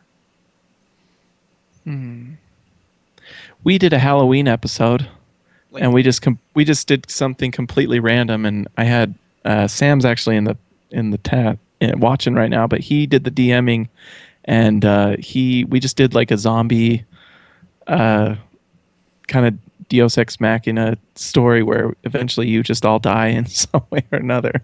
And it was hard for me to let go and let him DM, but it turned out to be just a blast. And so we're gonna do more one-offs, I think, here and there. We're for sure doing a Halloween special again this year. It's going to be fun. I just had a blast. And we thought about doing a Christmas one, but I don't know how you could do like a Christmas themed episode. But I was thinking of ice goblins and things like that to save Santa. But I think one-offs is something that we tried that turned out to be a lot of fun, and it allowed one of our players to DM that doesn't normally DM, and allowed me to just be a player. And then what was good about that is I just do so much DMing and rarely play. It was good to just get that perspective from playing again, to kind of remember like, oh, I'm playing, this is what I'm feeling, this is what I'm hoping to get out of it. And that helped me just maybe be a little bit better DM. I definitely think being a player makes you a better DM, and being a DM makes you a better player. Do you really? Because I've found that in general, and this is not entirely true because it really depends on the game, but 90% of the time when I make the effort to attempt to be a player, I will find myself just sitting there overthinking everything because I'm used to just having tabs of like this is the notes I'm reading, this is the book I'm reading, these are all the enemy stat blocks that I have in front of me, this is my Roll20 window, this is where I gotta move all my things, I'm setting up for the combat, it's just I'm used to having so much to think about and to like, oh, what are the players doing at this moment? How does this NPC react? What does his voice sound like? This and that. So that when I'm a player, like 90% of the time when other people are doing something, I find myself just like, I'm so far ahead of everything. I'm just sitting there like kind of bored and almost tuning out because I can't help. Like I need something to focus on. Yeah, for me that hasn't been that way. Because I've started DMing as a young child, I was like around 12 or so, and I pretty much DM'd 99.9% of the time my entire life up until the podcast started. Actually, when the podcast started, that's when I started getting to play more. So it's kind of a new thing for me to play as much as I have. But I find that now when I'm a player, I can kind of tell what I think the DM's trying to do, and I want to help them. Mm-hmm. Where most players will try to do the exact opposite of what you want them to do.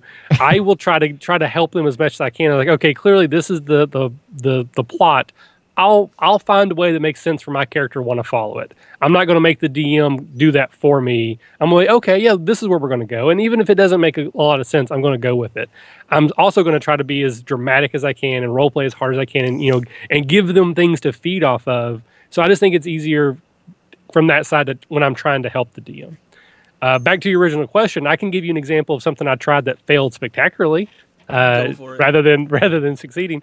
It was something you kind of had mentioned it before too about keeping the dice roll secret from the players even though they roll them. Mm-hmm. So I tried an experiment where I had a group of players, we were playing an online game together, and we had done a very extensive session 0, where I had them really come up with a lot of different NPCs and very much detail them out. They had a lot more flesh to them than normal, and we actually built them like fate characters. So they had high concepts, troubles, and multiple aspects for all these NPCs that we made. And each of the characters had an NPC that they were particularly close to. Started the game, we played 3 sessions, and then all of the PCs, quote unquote, disappeared. And they had to take over, and they started playing the NPCs that they had created as fate characters in a D&D game. So the name of the campaign was No More Heroes, and basically they had to deal with what the heroes were supposed to deal with, but they were NPCs. And then I would have them do things, and I would roll all the dice. So they didn't roll anything. It was all just, I do this. Okay, and I would tell them if it succeeded or passed, trying to keep them just in the role play, just like you were saying, where you didn't want them to be thinking at all meta. And it did not work very well at all. Nope. Did it not work just because of the way your players come at things, or just because the concept was they didn't understand what you were going for? I think a little bit of both, and in sort of one of those like backhanded compliment sort of ways. I was talking to one of the players later who also podcasts. It's Shane from the Total Party Thrill podcast, which is an excellent podcast, by the way. And he was basically said, we created these characters that we really liked, and you put us on a story we really liked, and then you took them from us. So that seems like a weird like pull the rug out from under your players thing that I don't like. In my head, I could see that like no one's gonna be on board with this, man. Yeah, no one liked it. I thought it was a good idea. I'm glad I tried it. And eventually what I did is I let them go back and play their characters. They were sucked into like a parallel dimension, and they eventually got back out into the real world. So the idea was for them to play the NPCs for a very long time and let them become the player characters essentially. And after like 3 sessions, I could tell they were not having it. So I changed it and let them jump back on board. So I kind of saved it, and I'm glad I did it, but it did not work out the way I wanted it to. Yeah, so one of the things, the reason I ask is because there's a couple things I've tried. Obviously, the hidden roles thing, I got to give a shout out because, I have no idea what you guys listen to. I actually learned about it from, people think that I had the idea, but I certainly didn't. I had heard about it a long time ago when I wanted to run Tomb of Horrors, and I had the book and I could read it, but I didn't really know. I wanted to get an example of how the game would play, like how players would approach this thing and what I could sort of expect from them. So I went out and I looked for actual play podcasts or recordings of Tomb of Horrors, and I found one by a blog and I guess podcast called the Dungeons Master blog. And it's kind of old, and this recording must have been done back in like 2010 or earlier. I don't remember. Maybe earlier than that. The players were very, very good. It was a great. It's honestly overall I would recommend listening to it, but don't, because everyone should experience the Tomb of Horrors at least once for themselves. No, actually, there's no need for that. Don't ever play that game. It's terrible. Dude, it is my favorite module ever. I love it so much, and We started to record it for an actual play, and after the first session, I was so mad we never finished it. I hated that game. I love it so much. It's one of my favorites. Someone wrote an article on a blog about why it's terrible. And John Wick. What? It was John Wick. Oh yeah, that's right. And here's the thing: I agree with everything he said, in the sense that he was speaking from in the sense that he wrote that article in 1978.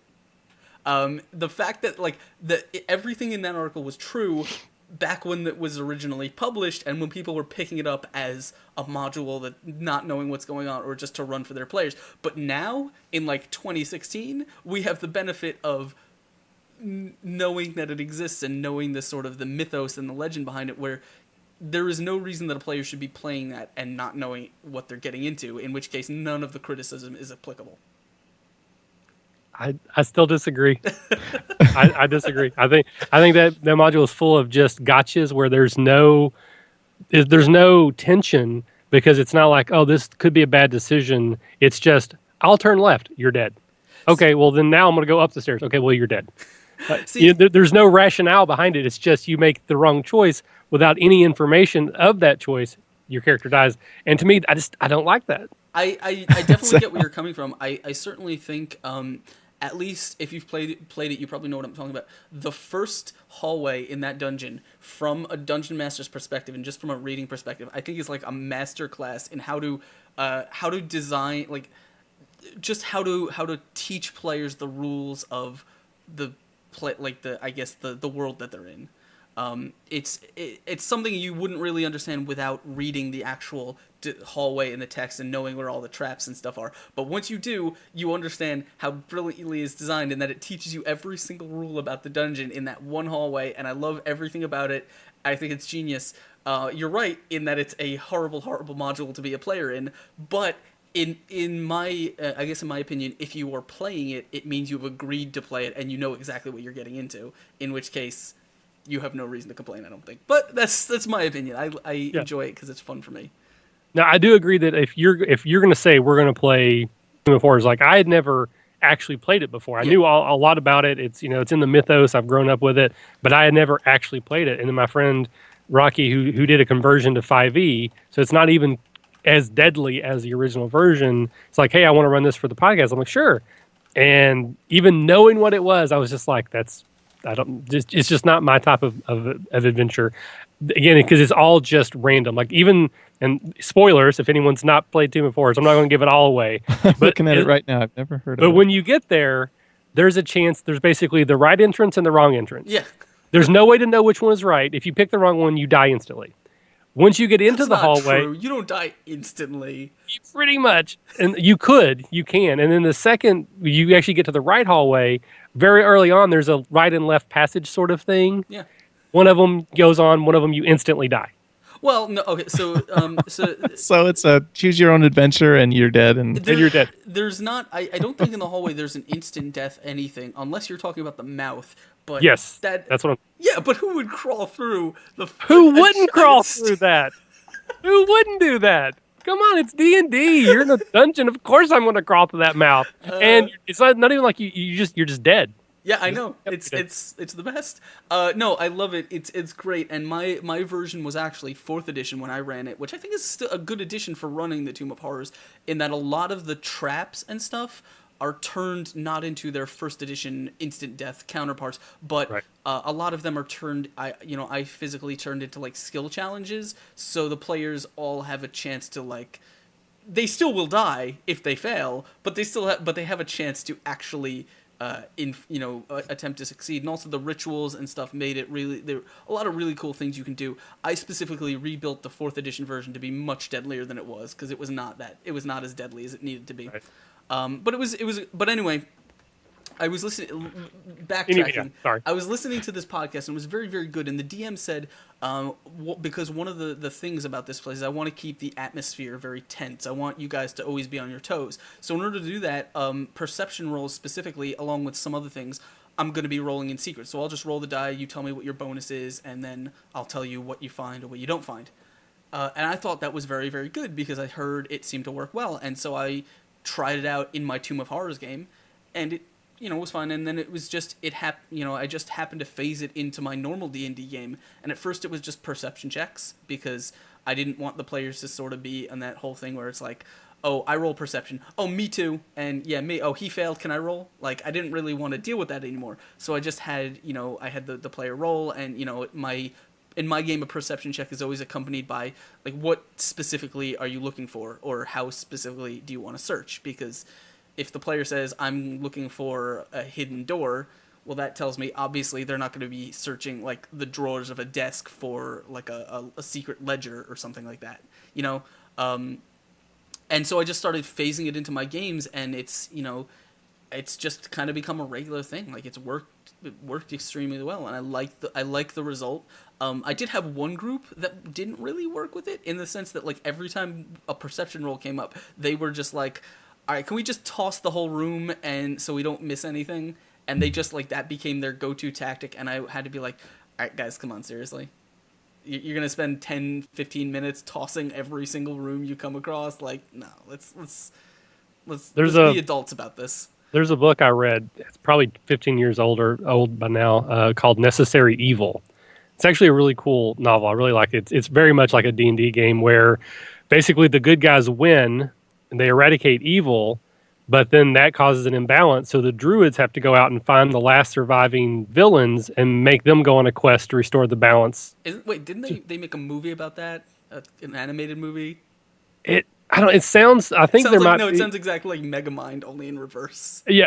And again, this is probably derivative of something else, but what was funny about that, oh crap, I've completely got myself off track now on what the point of the story was. I do that sometimes. What did you say? Perception checks. Yeah, okay. No, it's nothing? gone. It's gone. Right. It reminds me of the book. Read the book. It's a good book. The thing I was going to say is that one of the rules that I have I would give advice to a new DM is that the players should never dictate when they roll. The DM should. It should never be a thing where, can I roll a perception check here? You tell me what you're doing, and then I will tell you if what you're doing dictates a roll or not. Yeah. I remember the connection. In that book, there's a dwarf who takes a wooden desk down to splinters just so he wouldn't miss any secret compartment. So they basically tossed the room, and they would not. And he was like, "Nope, we're not leaving." And he pulled out and he was just chopping this desk down to little splinters to make sure he didn't miss. So that was the connection. That reminds me of whenever my players search for like traps or something. Since they don't see the roll for their perception check or something to find the traps. What I always tell them is, "You're pretty sure there's no traps here." And that phrase in itself tells the player nothing, because they don't know, like, they wouldn't know that they missed the trap. So, honestly, to me, like, unless there is a trap for them to find, like, unless they actually find the trap, they are still exactly as, like, they should be exactly as cautious of whatever they're looking for as when they started, because your character doesn't know he rolled a 1. Like, he doesn't know that he failed his search check. And I think that's an advantage that the online games do have, because that's easy to do with Roll20. You can set it up where they roll, but you see the result, they don't. And an actual table, it's a little bit more like, hey, roll your dice towards me and then don't look. Or you can just ask them for their bonus, and then you could roll behind the screen. Right, but then you have some players who's like, no, I want to roll. Oh yeah, no, definitely. Yeah, that's why I did the API script thing, is because it takes the play, like, they have to put in a special syntax, like it's exclamation point, blind roll, and then 1d20 plus whatever. But the way I set it up the way it is because I want the players to feel like they're like I could just GM roll for them. I could just have all their bonuses and just do that, but I still want them to feel like they're actually involved in the process. Right. And it works out for them because they have a macro, so it's like a drop down, and they just select which skill they're using, and then they click it, and it automatically sends it to me. Does everything for it, right? But one thing I did want to cover there, and again, I apologize for James. You must feel like Caleb now. We're just talking, and we're not giving you a chance. But I want to say briefly about the way you have them search. Is I completely get that, and with a table of experienced players, I agree with it. Yeah. I don't agree with that for new players. Really? Just because I don't expect you to actually be able to cast a fireball for your character to cast a fireball. I don't expect you to be able to swing a mace for your character to swing a mace. I don't expect your rogue to know how to find a secret door for your character to find a secret door. Certainly. The only thing, the thing, and I'm definitely on that page with you. The reason I think it's certainly an important thing that I would do with new groups, and obviously give them a little bit of leniency for new players and stuff.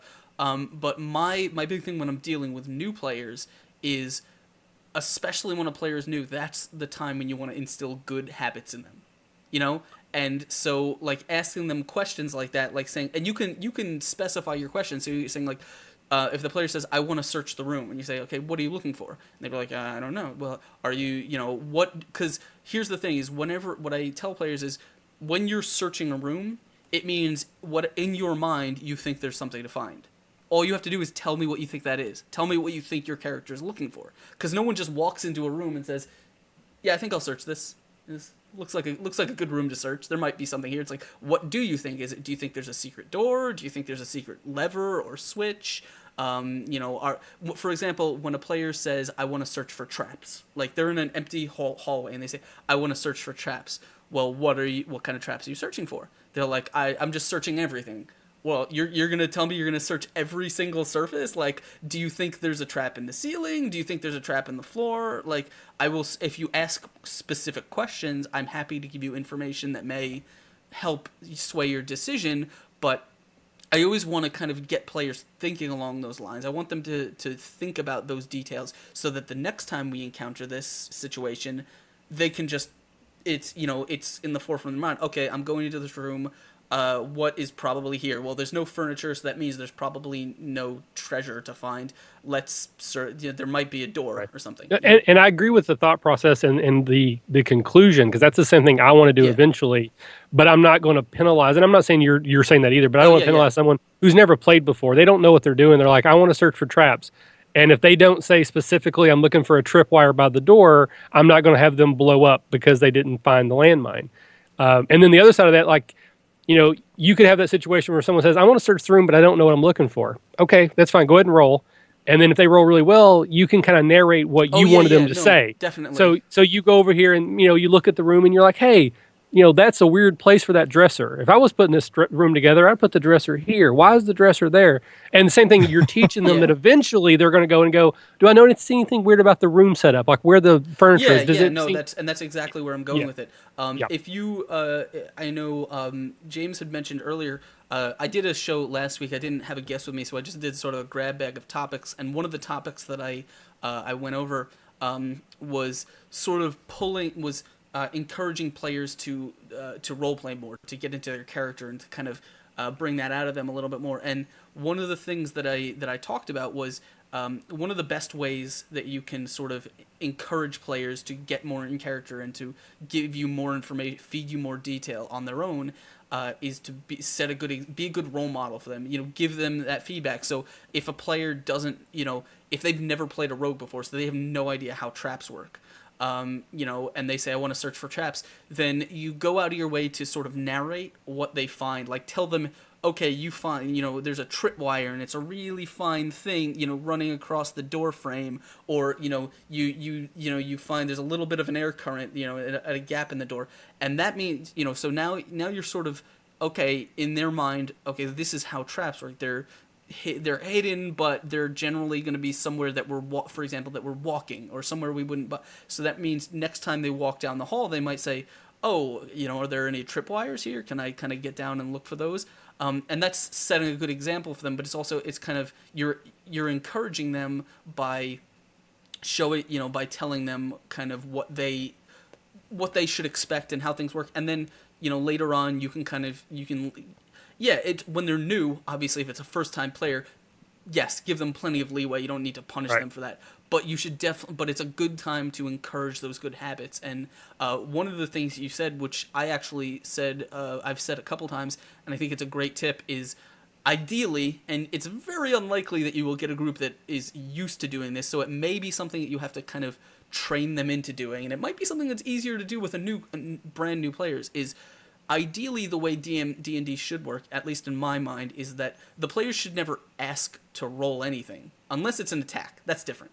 But, in combat. But, for example, and I think that's why I sort of take away the meta information when I can, because, because it's important that, to me, all the player's job is to be in character and to role play.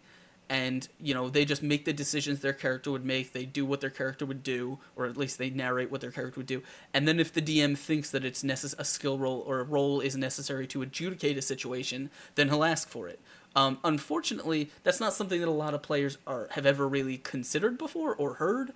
And so when you sort of tell players that, they'll be like, wait, what? No, I tell the player, like, for example, there's a show that I watch on YouTube. It's hysterical, and I think they're probably going to be on this show at some point in the future. I'm still working on a date, but it's called Natural 20, and it's a comedy web show. And it's the first example that came to my head, but like the players talk to the DM, and they're just like, I'm looking at the Elf King, and I'll roll a knowledge nature to see what kind of elf he is, and they just throw the dice, and and they're like, crap, I rolled a 1. And I mean, it's funny in a narrative sense, but from a sense of like teaching people how D&D works, I don't necessarily think that should be an accurate representation of how D&D works, because I think the players, like, my goal when I try and remove meta information from the hands of the players is I want them to focus on who their character is and what they're doing and how they're interacting with this world, not like, what skills do I have on my character sheet that I can use in this situation.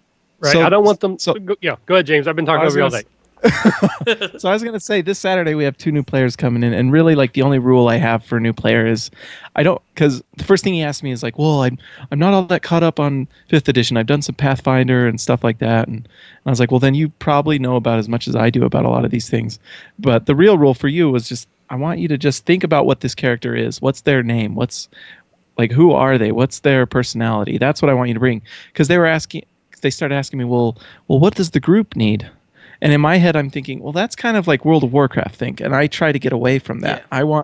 I want you to be yourself. Like, I don't want you to come in and just be a character because, the group could use a healer, because that's no fun.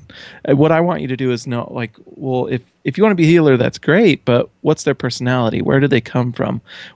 Is this a gruff character? Are they happy-go-lucky? Is stuff like that, so that they can come in and interact. Because to me, that's just more important. And then, they'll interact with things. And when I think of things like traps and stuff, I think players get to know you as a DM a little bit. They know, hey, this is a possibility, so I'm going to be smart next time so I can check for a tripwire instead of just simply, just kind of bungle through.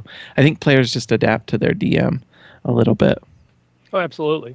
But the thing I wanted to say there is if you have players that are rolling on their own, you can have these weird situations where I'm the wizard, I have knowledge arcana, there's some sort of magical trap, so I go over here and I roll and I get a 2, and I just kind of look dejected. And eventually I might say, as the DM, what do you want to do? Well, I rolled my arcana, but I failed. Well, you're a wizard in the world. You might know something. I might have just told you what you needed to know here. Just like I know where the closest 7-Eleven is. I don't have to roll knowledge local to know where the 7-Eleven is. So don't roll before I tell you. And I may tell you to roll, and if you roll really high, you may get additional information. But then what happens is I roll and I get a 2, but then I tell you what you needed to know anyways. Well, that devalues the dice. Yeah. And for some people, that can be like, well, why are we even rolling dice anyways? And it can kind of get almost like this weird sort of meta thing in their head where they go, well, the DM's just making stuff up. Well, yeah, we are just making stuff up. That's the secret. But the dice do matter. But that's why I don't want you to roll them until I tell you to. That's why. Well, and it's nice if a player also is giving you a specific reason for a certain thing. Like, I want to know about this. Like, I want to roll I guess a perception check about this NPC. That is this NPC lying, or is this, can I check this wall to see this specific thing or something like that, just for a specific thing. But I think if you're doing a perception check of just a room, like I want to perceive what is in this room. Well, you didn't really have to roll. I can just tell you what's in this room. That's actually I think one of the strengths that I've gotten out of the hidden dice roll thing is, first of all, just what you're saying as a DM is, it gives me it lets me fudge so many things, just fudge all the things. Like, if a player is going to roll a diplomacy check anyway to to talk to it, or to like, if they make a speech, or they're looking for something, and it's like, if for example they're, I don't know, 2 hours into a dungeon and they need to find a key in order to get to the next room, and it's like, I really don't want them to miss this key and then go find the door and realize it's locked, try and kick it for a while, and then have to backtrack and find this key. Like, I don't want that to happen, because I know that will absolutely demolish the pace of the game. So if they say, I want to search the room, it's like, all right, roll me your perception. They get a 1, but they don't see it. It's like, you find the key. Because personally, I just don't want to deal with that. But also it's one of those things where, it's, if a player tells me, like, if I say, what specifically do you want to look at in this room, or when you're searching for traps, how do you want to, like, what kind of traps are you looking for? And the player says, well, this floor looks like it might be built for, like, pit traps. Or if they say, like, hey, I want to look for specific, like, lines of dirt, or lines where there's no dirt on the floor, that might indicate a pit trap or something. If a player tells me that, and there happens to be a pit trap in the room, like, there's no reason for me to even make them roll for that, because clearly they went to go look at it for it, and that it happened to be there. So it's like, yes, you find that there's a pit trap. It's right there, and you know that, and you don't even there's no need to roll, because you told me what you specifically had in mind. If you had said, hey, I want to look for spots of dirt on the floor where there might be a pit trap, then, and there's no pit traps, then it's okay, nothing, whatever you tried, and there was nothing there, and nothing. Well, that happened to one of our episodes. I just told the players, it's this big cavernous room, and it's very empty, but in the middle of the room there's this pile of rubble, but there's nothing else in this room. And they got really creeped out. They thought there was something wrong, but no one did a perception check of this pile of rubble, and so they kind of walked past it, and it kind of morphed into this mimic. And so sometimes you try to lead players along to kind of give them a hint. That's what that made me remind of. I remember I had a thing in one of my really crappy older games where, I don't know why, I don't know where I got the idea. I just wanted to create a cursed item that was really interesting. It wasn't designed to be one that would like ruin the players for life. Like, it was literally designed to be the most obvious thing in the world, that once they got it, they would have to deal with it for like 5 minutes, and then it would be gone. Because I just wanted to throw it at the end of the dungeon as flavor. So all I did was I made this. They had just fought their way through this dungeon, and they were in the treasure room. It was literally just a room full of this cult's treasure. And there was one, like, all the chests were normal wood chests, like, and piles of gold things, plates and coins and whatever. There was, in the center of the room, with everything pushed away from it, there was just one stone chest with, like, some designs carved into it. And it was just sitting alone. Now, anyone who's ever been in a dungeon is like, that fucking chest we don't touch that chest. But the player who was playing a barbarian went up to the chest, and he pushed the lid open. And I said, inside the chest the chest is completely empty, save for a small, very neat stack of about 10 gold coins. It's just stacked up in a column right in the center of the bottom of this stone chest. And he's like, oh, okay, I take them. And all the other players like, are you fucking stupid? But he took them, and so as soon as he took them, I'm like, all right, do me a favor and roll me a will save. He rolled a will save, he failed, whatever. And all I said was, you feel really, really good about putting these coins into your coin pouch. Now, the thing was, the coins were cursed in my head to, all they would do is they would compel him to put them in the coin pouch, and every day that they spent in his coin purse, they would infect other coins. It would just, the curse would double. So it's like first it's 10 coins, and next it's 20 coins, and whatever. And the only thing that curse would do is that all the coins that were cursed, he would be compelled to not spend them. He would want to keep them. The player threw an absolute fit over this, and it was like, what are you doing? I should just give you my character sheet if you're going to play my character for me. And I'm like, fine, the coin, like, after, like, literally he decided that he just wanted to stay back and not go with the party because he thought I was, like, just, like, taking his character away from him. And I'm like, fine, the coins aren't cursed.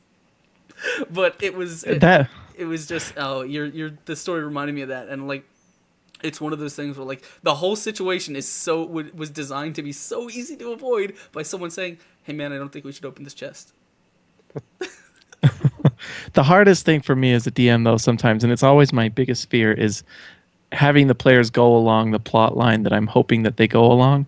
And I've learned to be pretty good at leading them through it, allowing them freedom and stuff. But the first time I started DMing just 2 years ago, I'm a relatively new DM, and I actually played with my wife's family, and I just set up this story, and so this boy comes from this village, and he's got like blood on his face, and his clothes are torn, and he comes to the group, and he says, my village is attacked, and I just barely escaped.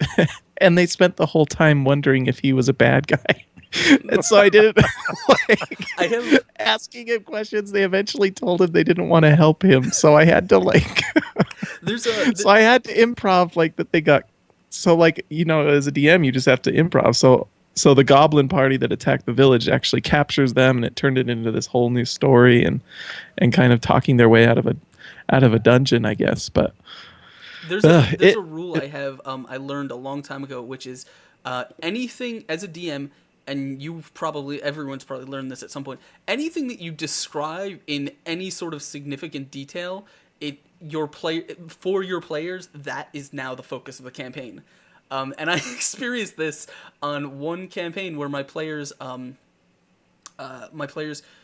walking into. We were just running a one-shot module, whatever. And my players were walking into this town, and it was raining and raining and raining. And they went into this town. And I remember they passed by, like, in the town, there's just this grove in the center of town with, like, a big, big tree. And I just described the tree as they passed. It's a really old tree. There's a lot of little bushes around it. It looks pretty gnarly. It looks pretty old. And they're like, why would he be describing this tree? Should we go over and investigate it? And they spent the next 15 minutes, like, trying to find why this tree was so important. And I'm like, it's not important. It's a tree. Yeah. You guys... Now that's the power, and this is something that it sometimes is difficult to explain, at least for me. But the players are going to be attracted to what you describe because they only know what you tell them. So if you describe something interestingly, maybe you're just trying to do some florid prose and you're trying to set the scenery, but you've now described this tree very intricately. Well, obviously that's important. It's like in the video games, that's the little thing that glows and you can click on. Or the old Scooby-Doo cartoons, it's a little bit different color so you know it moves.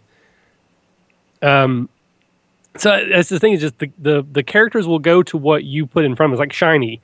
So if you want them to go down your plot, you just need to make sure that your plot is the shiniest thing in the scene, and then they'll follow it. Yeah. At least for the most part. There's still going to be those people that are just contrary, and they want to go ask every shopkeeper their first name, last name, what their birthday, what their kids' names are. But then that's where you just session 0 and kick them out of your game. I what's it called? I had a oh crap! I forgot what I was going to say. Oh, right. It was when you had mentioned the whole, keeping the players involved with the story thing. I've actually, like, DMs tell me all the time that, like, their players just sort of run amok and, like, they can't get them to focus on the plot line. It's like they're, the players always trash their story. And it's like, I don't know. It may just be my groups, or it may just be naturally the way I handle things. I have no idea, because I don't know how to. Like, I have nothing to compare it to.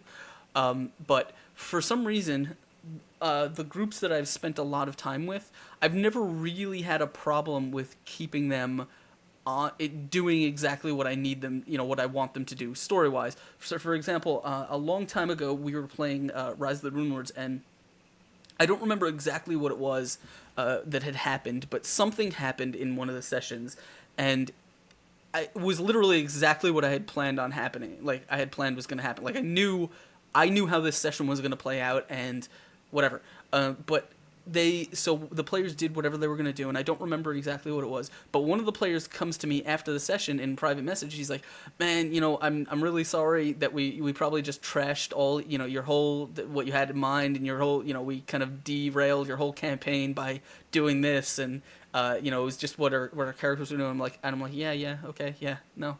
All right. And then I'm thinking to myself, I'm like, I have no idea what you're talking about. Like literally, that's exactly where I expected you to be, and. So from a DM perspective, it may just be the way I handle things, but it's like I've never really had a problem with offering players the plot and then having it appeal to them in such a way that they choose to proceed with it rather than going off and doing their own thing. But that's important, is getting your players to sort of make the decisions to stay, If you want to tell them a story that requires them to kind of buy into this plot, then you have to somehow appeal to them in such a way that they make the decision to continue the plot. Like they make the decision to go stop the bad guy, or to go, take a quest from this dude, or to take a bounty, whatever. Because as far as they know, like they don't know what you planned and what you didn't. They may think that, okay, like my players in Crimson 3 game, they fought a guy. They got ambushed by a criminal, and he just happened to be someone that they had heard about that had escaped from prison like a while back. That they were sort of present for the prison escape part. They found the overturned like prison caravan and whatever.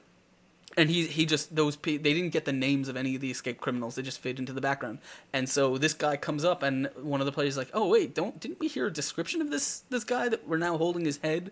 Didn't we get a description of him a while ago?" And oh shit, I think I'm having issues.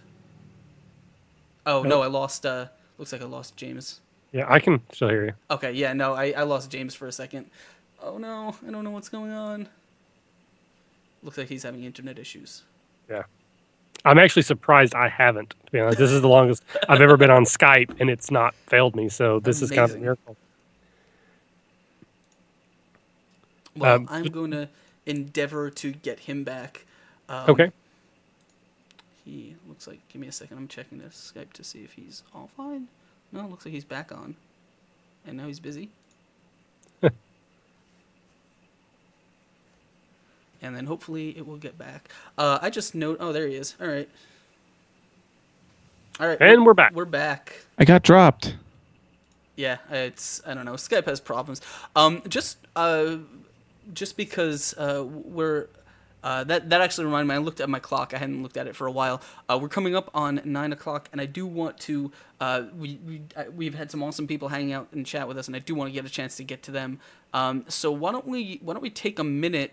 And first of all, if you guys are hanging out with us, thank you guys for hanging out for this whole time. I've been a little bit distracted. Usually I take a break and I stop, and I thank everyone in chat for hanging out and spending time with us. If you are new, if you've just joined us, or if you are new to this channel, this is the Fuzzy Dice DM show here on the Exploding Dice channel. I'm here with James from Basement Roleplay and Mike from the RPG Academy, and we are going to... and I'm back. Sorry about that. Yes, we had some technical issues, but we are back now. And since we're coming up on our third hour, we're gonna start taking some questions from you guys in chat. As you know, this is always sort of a live Q&A show. You guys have been shooting questions and things out at us all episode. I haven't really had time to pay much attention to chat, and I'm sorry about that. So Chat's been crazy. Yeah, it has. And we've been talking about gnome robots and Krampus and how to do a Santa campaign and the different ways to do that. Well, if you guys want to share any of those questions and such, I just dropped, or Dice Thulu is happy to remind you that Fuzzy Dice is your weekly hangout for DM discussion and Q&A. So go ahead and feel free to ask your questions in chat, or you can tweet them at me at Askren, and we will discuss them right here on air. So let me make sure that is going on. While we're waiting for the first questions, the one thing I wanted to jump back to is I think asking for dice rolls is the new DM's equivalent of a new podcaster saying We do it way too often, and mostly it's just to fill time, because you ask like, well, what do I see over here? Roll perception, and you're thinking, I don't know, what do they see over there? Well, you got really high, it should be something cool. And I just think if you're asking your players to roll a lot of perception checks, you're probably asking them to roll things when they shouldn't. That's a good point.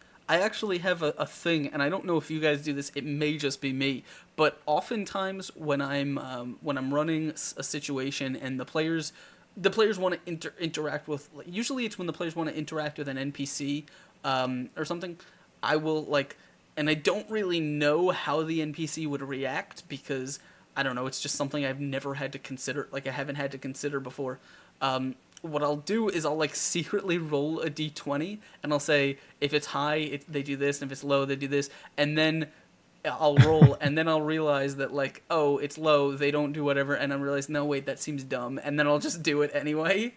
It could be when a player wants to intimidate an enemy, or whether an enemy wants to run from combat or something like that. I'll roll to myself to see what happens, but then I'll realize no, I already knew. I guess I knew what I wanted to happen, and that's just gonna happen anyway. I don't know why it's a nervous habit.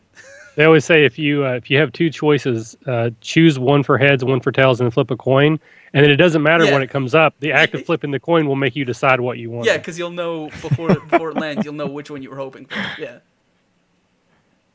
Yeah, you guys are smarter than me. I typically have not very intense dungeons, so it's usually they hear what's going on. I guess that's something I do. Maybe I can do better at. But I usually typically try to let them know what they're hearing at least a little bit. So I think sometimes that helps give a little sense of, or just makes it a little ominous. So you hear footsteps this direction and things like that. And I don't know. But that's perfectly fine. But then if someone says, "Well, can I tell what's making the sounds or how many?" Then yeah, maybe you have them roll at that point. But that's true. Yeah. What's it called? Your Nightmare in chat is saying, "What got you guys started playing role-playing games?" That's a pretty solid question, I guess. You go ahead, guys. You can share that with us. Me personally, I started the role-playing kind of hand in hand with the podcast. I wanted to do a podcast, and I was thinking of how I wanted to do it. And I had always wanted to do D&D, but I had never. So when I was growing up, I played D&D with my uncle. He was the first one who got me into D&D. He introduced it to me, but he DM'd obviously, and I was 10 years old, 11, and loved it. But then he moved away, and just it's not something my family did, and I didn't have friends who did it, and I never played even through high school. And it was something that made me kind of, I missed that. I wish that I had friends that I could have played that in high school, and something that I always wanted to do. And so I decided that I wanted to play this, and I had been a fan of some of the D&D podcasts I really enjoy. I enjoy Nerd Poker with Brian Posehn, and I really enjoy Adventure Zone. I don't know if you guys are familiar with those, but those were ones that I would think our podcast is a little more similar to. And I really enjoyed those, and I wanted to just play D&D and record the process doing it. And so it's kind of hand in hand. I'm a podcast junkie. My iTunes podcast list is ridiculous, but and not just D&D, but a lot of various things. But part of what got me into DMing was just to do the podcast. It was a lot of fun, and it's actually, gotten me way into D&D, where I was surprised how much, because I was just one of those that listens to podcasts and decided to start, and so that's kind of what got me started. I will second Nerd Poker up until the time when Sark leaves. Once he leaves, exactly. Stop listening. He was my favorite character, and after he left, it was kind of kind of lost our main character in a lot of ways. I mean, I like Brian or Blackie Green as a character. I don't like Blaine Capatch as a DM. He gets a little rough at that point. So yeah, I agree. I don't know if I've listened to it. I was recently I haven't listened to Nerd Poker, but I know a lot of people in the Slack group listen to Adventure Zone. And I was recently talking to two of the guys from Adventure Zone about maybe scheduling something to for this channel in the future. I don't know. It's hard to work out schedules with with some people like that. But they're Well, if you get the McElroy brothers, that's pretty cool. yeah, because they're a lot of fun. We're trying to, we're trying to branch out. No, but a lot of people in the Slack chat, which if you guys don't know, I feel like I should pimp it because I hang out in there a lot. Down below me is is an icon. You can see it says D&D hashtag D&D RPG. That'll bring you a link to register at this chat program, which is basically just like an asynchronous chat room. It's run by the guys from the Falconeers, which is a group of D&D players who are sort of dabbling into getting in streaming, but they're good guys.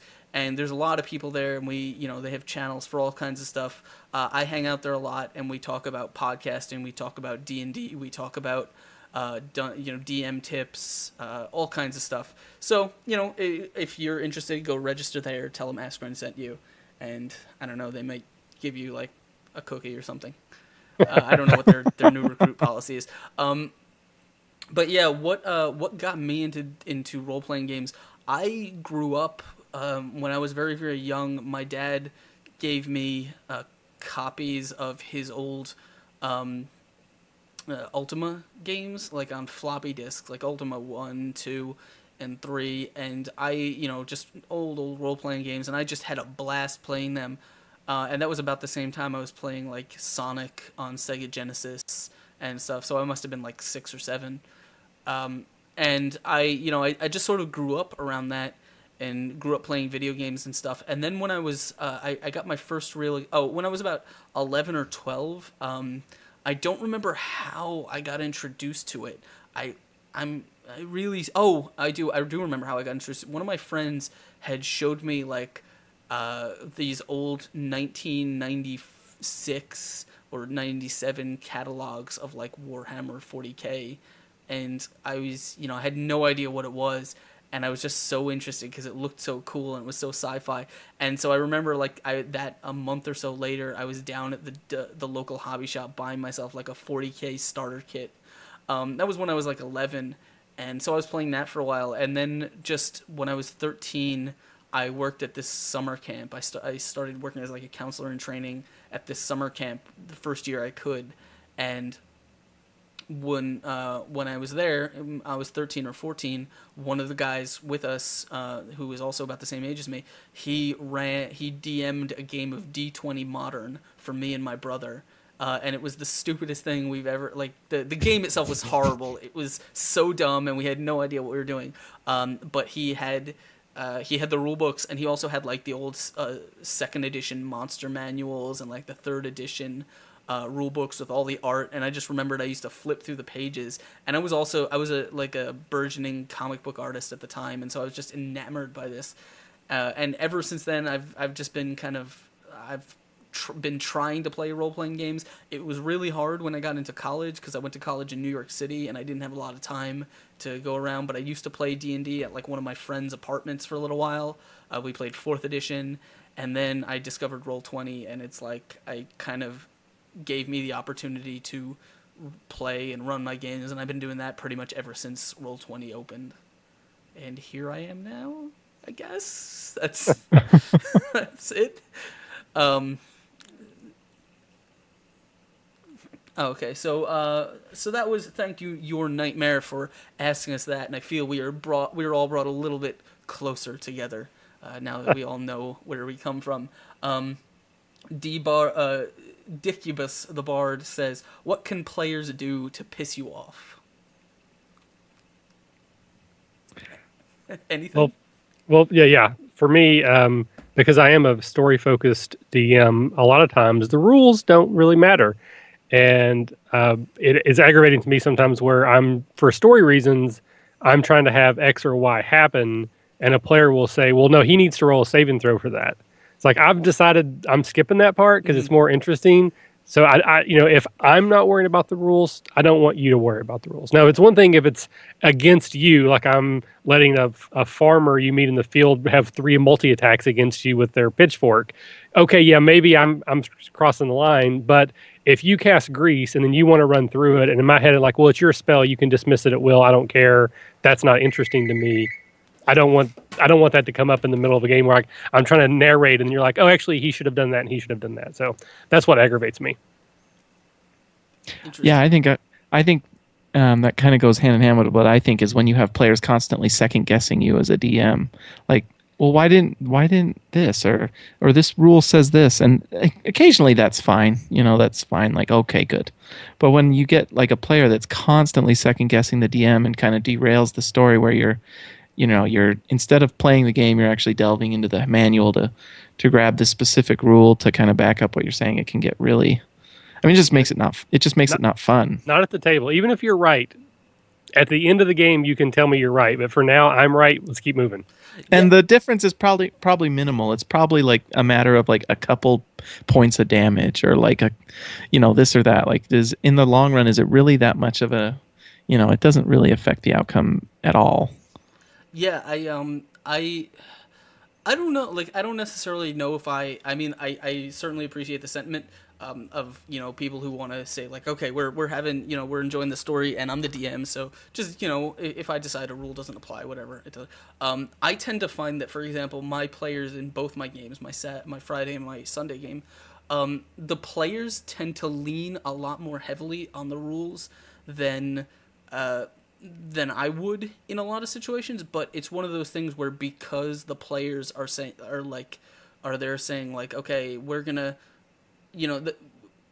for example, when the player says like, they ask me, can a spell do this or that, and I'll, usually my default is always, I will open the rules and I'll read it and I'll make a call, and it's, we've accepted it, yeah, whatever I decide, how something works or whatever, is how it's gonna be. But generally, I tend to I myself, unless it's a very, very specific situation, like, for example, the situation in which I sort of invented an occult ritual and allowed the players to like use a permanency scroll to bind one of the character's souls into his back into his body after he died.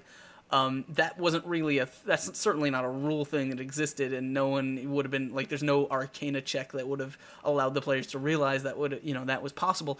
But it was something that I sort of made up because there wasn't a real rule for it.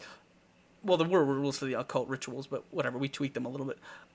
But it's but I tend to lean a lot more heavily on the rules than not, only because I find that if I am consistent with them, then the players can sort of expect that consistency, and then they sort of know what to what level the rules will matter for them. So, for example, if if I say like, okay, this guy's gonna attack you, and he rolls right out in the open, he gets the crit. Like, there's no way for me to say, okay, he did he did 40 damage to you. That's gonna knock you to negative 30 hit points.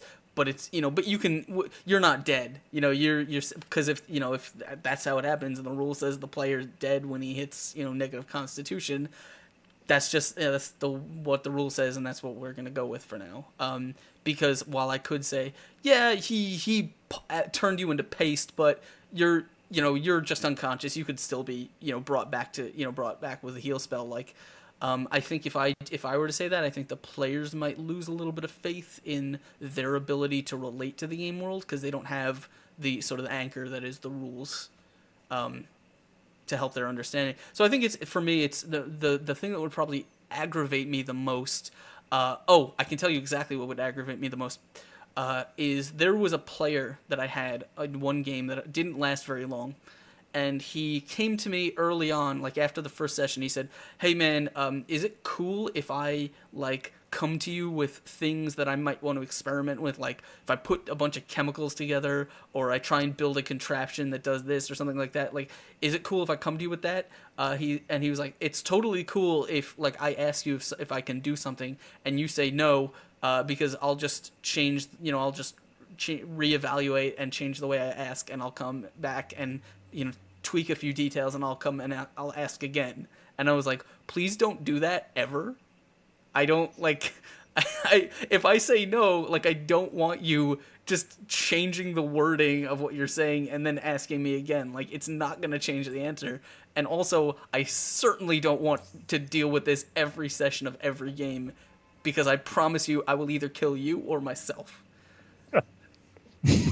And so that's one of the, I think the players can, the thing the players can do that will probably piss me off the most is try and overreach things that that their character will do and be insistent about it. Like in his mind, I'm sure that guy was positive. Like, in his mind, his character was this inventor slash, I don't know, crazed scientist, and it didn't matter that his character actually wasn't that. It didn't matter that that's not what he built.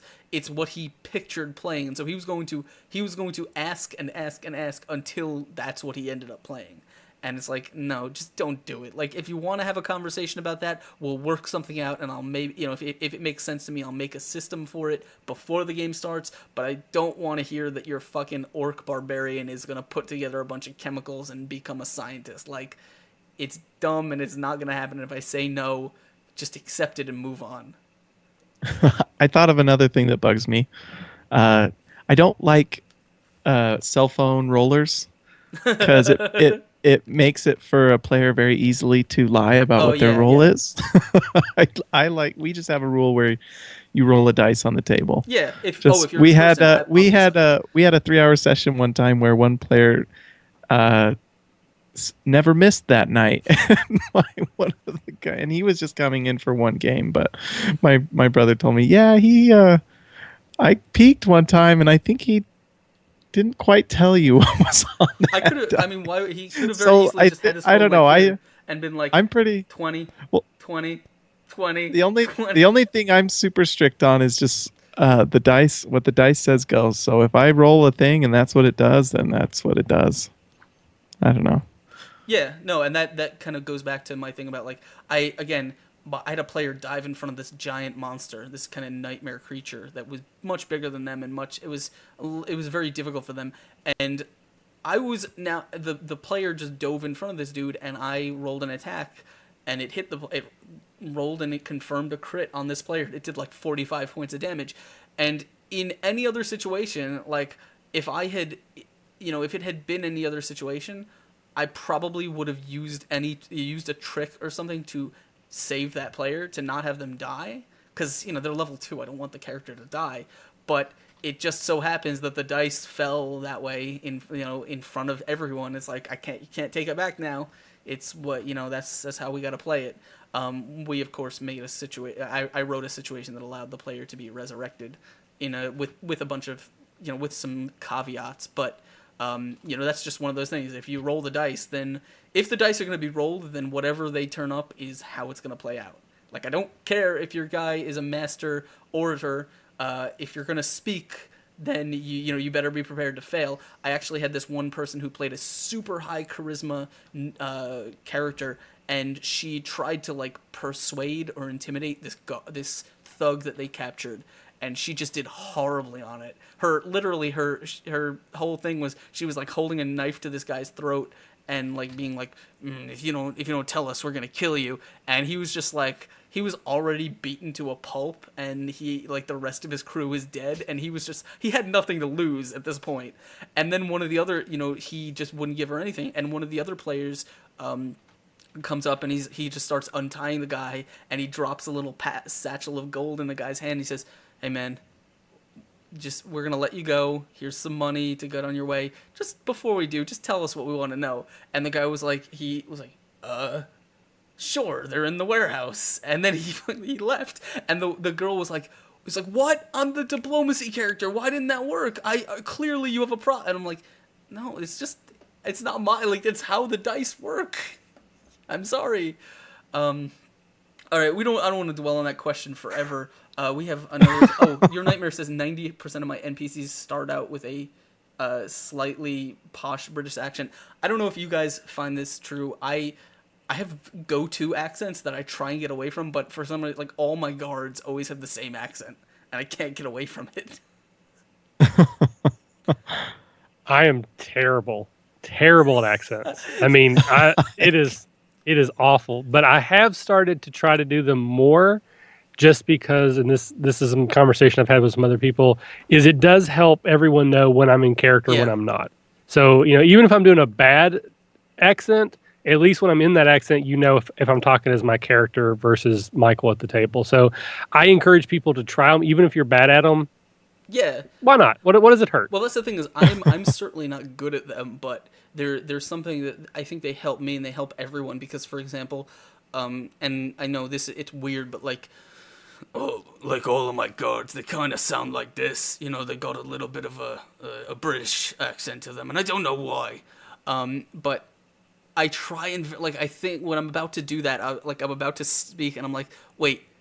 I gotta change this up a little bit. Like I gotta make this guard talk a little bit differently because I don't want it to be the same dude, like the same copy paste NP. But but it like I'm certainly not good at them, but they help me at least, and I think they help the situation because, for example, like I don't know. I don't know if my players would sort of build the same relationship with, for example, an NPC if that NPC just sounded exactly like I do. Like at least I think when you do them, even if you do them badly, as long as you commit, the players can kind of latch onto them. It's like at this point, the players won't necessarily hear you struggling to do a really weird female accent. They'll just hear after a couple times, they'll just hear that character and it'll just become normal. And also, I encourage not just DMs, but I encourage all players to try and find a voice for your character that isn't yours, and then even if it's shitty, like commit to it because, at least for me, doing something like that is sort of like the fast track into like whenever players tell me how do I get into role playing, like it's just I just don't know what to do it, and my thing is always like do a silly voice and just make that your character. Like I had to play a rogue the other day, for a game the other day, and I had no idea. I'm like, what do I want to make this rogue sound like? Oh, he's a half orc, and it's just like as soon as the game came up, I hadn't thought about anything, so I'm just like, right, okay, I'm a half orc rogue, and then it's just like, okay, now I've got this character. Now that I've done that, I can put myself in that headspace and I can just run with it, and it becomes easier. Every time my players hear me go, I'm Broderick Quink, the wizard, they know that a very funny scene is about to ensue, Like every time they kind of hear that little telltale thing, because that character is particularly entertaining for them. If you can't do voices, one other thing I would suggest too is you can also affect physical mannerisms that can also help differentiate you from a character that you're playing. So maybe they laugh at their own jokes, or you lean forward on the table, or you lean back on the table, or you steeple your fingers in front of your face while you're talking. Those are things that even if you're not great at voices, you can still do to say this is somebody different than every other person you've met. It's not something everyone can do, but with our podcast, I actually have a mixer I use, and so when I do certain villains, they have certain sound effects that I add in while they talk. And so they'll hear that, but that's not something everyone can do. Right. But What's going on, Will? It's Will from Encounter Roleplay. He is an awesome dude. If you guys haven't, if you go check out their channel, you can see me there every Thursday. I love voices. I'm terrible at them, but they just they help me so much. Like my players don't get a chance to, but it's like they very rarely get a chance to see it because most campaigns don't last that long. Like I haven't had one that got really into that depth, but I always have the same voice for all of my end game villains. Like I know exactly what they're gonna sound like, and for anyone in the chat who may know it, all my villains that hopefully they will get a chance to experience one day are voiced exactly like Illidan from Warcraft, because that's my favorite my favorite ever. And it's one of those things where I practice it so much, and just I want to get I want my players to get there so I can give them that big menacing speech in a really, really cool voice. For me, it's one of those things that adds so much fun to my game. If I couldn't do the voices and stuff like that, DMing would probably be a lot less fun for me. Let's see if we can find some other questions here.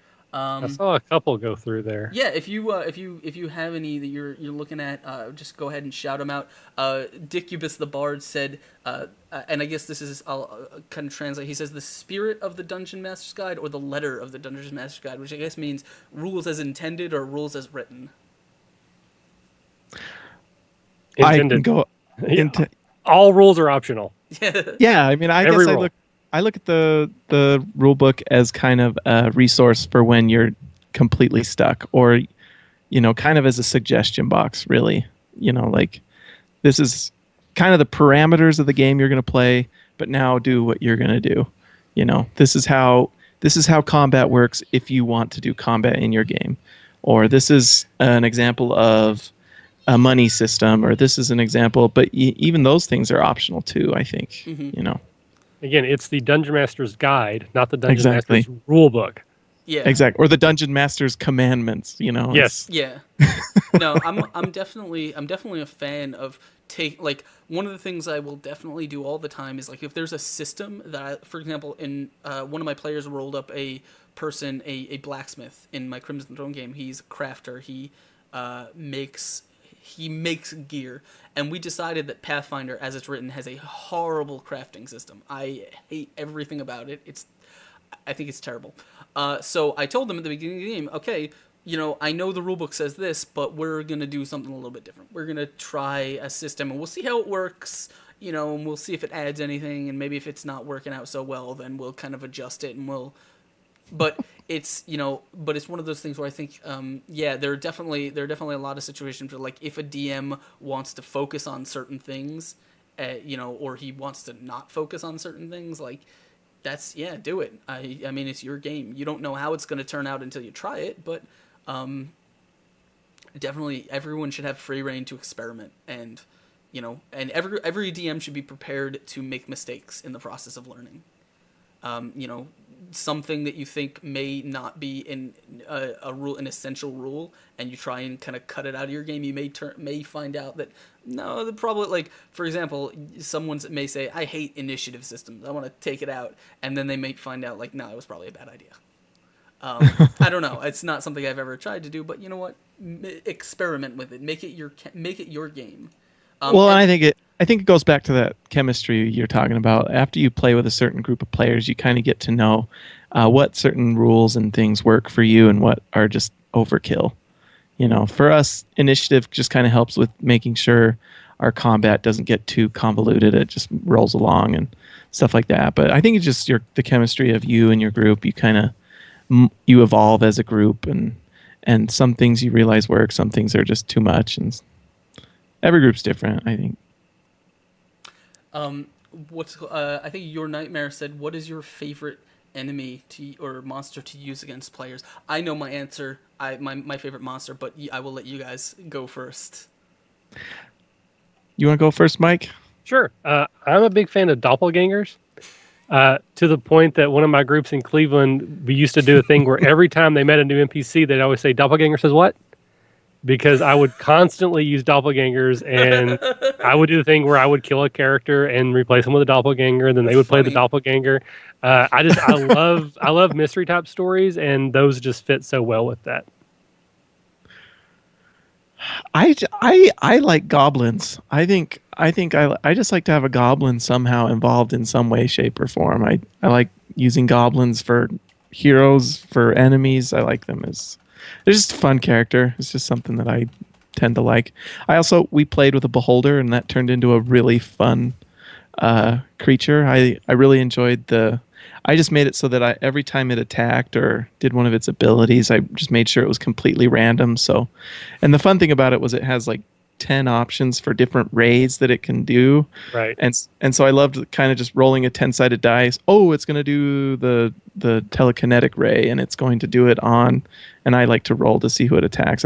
That's one thing I actually do is I try to make it with my enemies. I try to make it as random as possible on who they attack, because I feel like that helps with not hurting anyone's feelings when they know that I'm not like picking on anyone.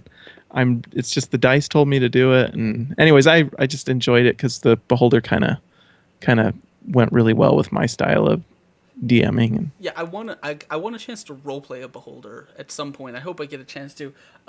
I certainly I don't know if I oh man I don't know if I would ever like randomize combat that much, because for me it's like if the players are going to be, use tactics and preparation and whatever, like the enemies have to sort of do that too. Like the enemies should behave in a believable way, because that way the players can learn and predict how the enemies are going to behave. If they, like, for example, when players fight goblins in my games, like they probably won't know it the first fight, but after the first fight they can probably predict that goblins will most likely have just as much chance of hurting themselves as hurting the player, and or doing something stupid or wasting their turn just laughing at something, like they or be distracted. But when they're fighting other things, like I think the player should should be able to learn how things happen, and then again, like if you fight an enemy that behaves a certain way, the next time you fight that enemy, like they should be able to use what they learned the first time, to help them the second time. For me, it makes sense to try to play them based on their intelligence. Yeah. So if you're fighting an owlbear that's just a predator, it's going to attack the weakest thing and then try to run away with it. If you're fighting like a big ogre, it's probably going to hit the thing that hit it last, because that's the thing that just got its attention. If they're fighting a well-trained militia, they're going to take out the wizard in the back first with archers, because they know that wizards will kill them all eventually. So I don't randomize it unless I can't think of a logic in-game reason to make me decide. It's like, okay, you just attack the ogre, it's going to attack you. If I really can't tell, then I would randomize it. Yeah. My for example, and oh, by the way, one thing I should add to your list is when they're fighting anything that's like human, especially humans, but human intelligence ish. Your enemy should always know when to run. Like a lot of times, if you read the stat block for an enemy or something, it'll say like this enemy fights to the death. But a lot of things won't fight to the death, or shouldn't. Like have them run, have them try and make an escape. Like whenever the players are fighting a sort of a boss type encounter, someone who has like magic spells, or at the end of a dungeon or something, usually when that enemy hits about 50% health, what I'll do is I'll have that enemy switch to survival mode, in which case any spells that they have left, they will just start expending in the process of trying to escape combat, which I think it's good in that it shows the players, like the players can visibly see this person trying to get away, which means they know they're doing something. But also, I think it's just believable behavior, because there are some times where that enemy will actually get away, and there are cool story moments that can come from that, I think. To answer the question though, my favorite enemy, Otyughs, always Otyughs. If you don't know, Otyughs are tentacled filth monsters. They basically exist entirely to be biological trash compactors. They eat garbage and waste and all kinds of things. And the reason I love them so much is because everyone when they encounter an Otyugh for the first time, they'll see, holy crap, it's this smelly, nasty mouth with legs and tentacles. It's a giant pile of flesh that looks horrible. And then the Otyugh will talk to them, and they have no idea how to deal with that, because Otyughs are intelligent and can speak common, and no one expects it. And it's my favorite thing in the world for a player to roleplay, like to actually engage in conversation with an Otyugh for the first time. It's hilarious, and I love everything about it. No, I don't have tentacles, Will. What do you thought? Will says, tentacle filth monster. I thought that was aspirin. No, I don't have tentacles. I'm just a filth monster.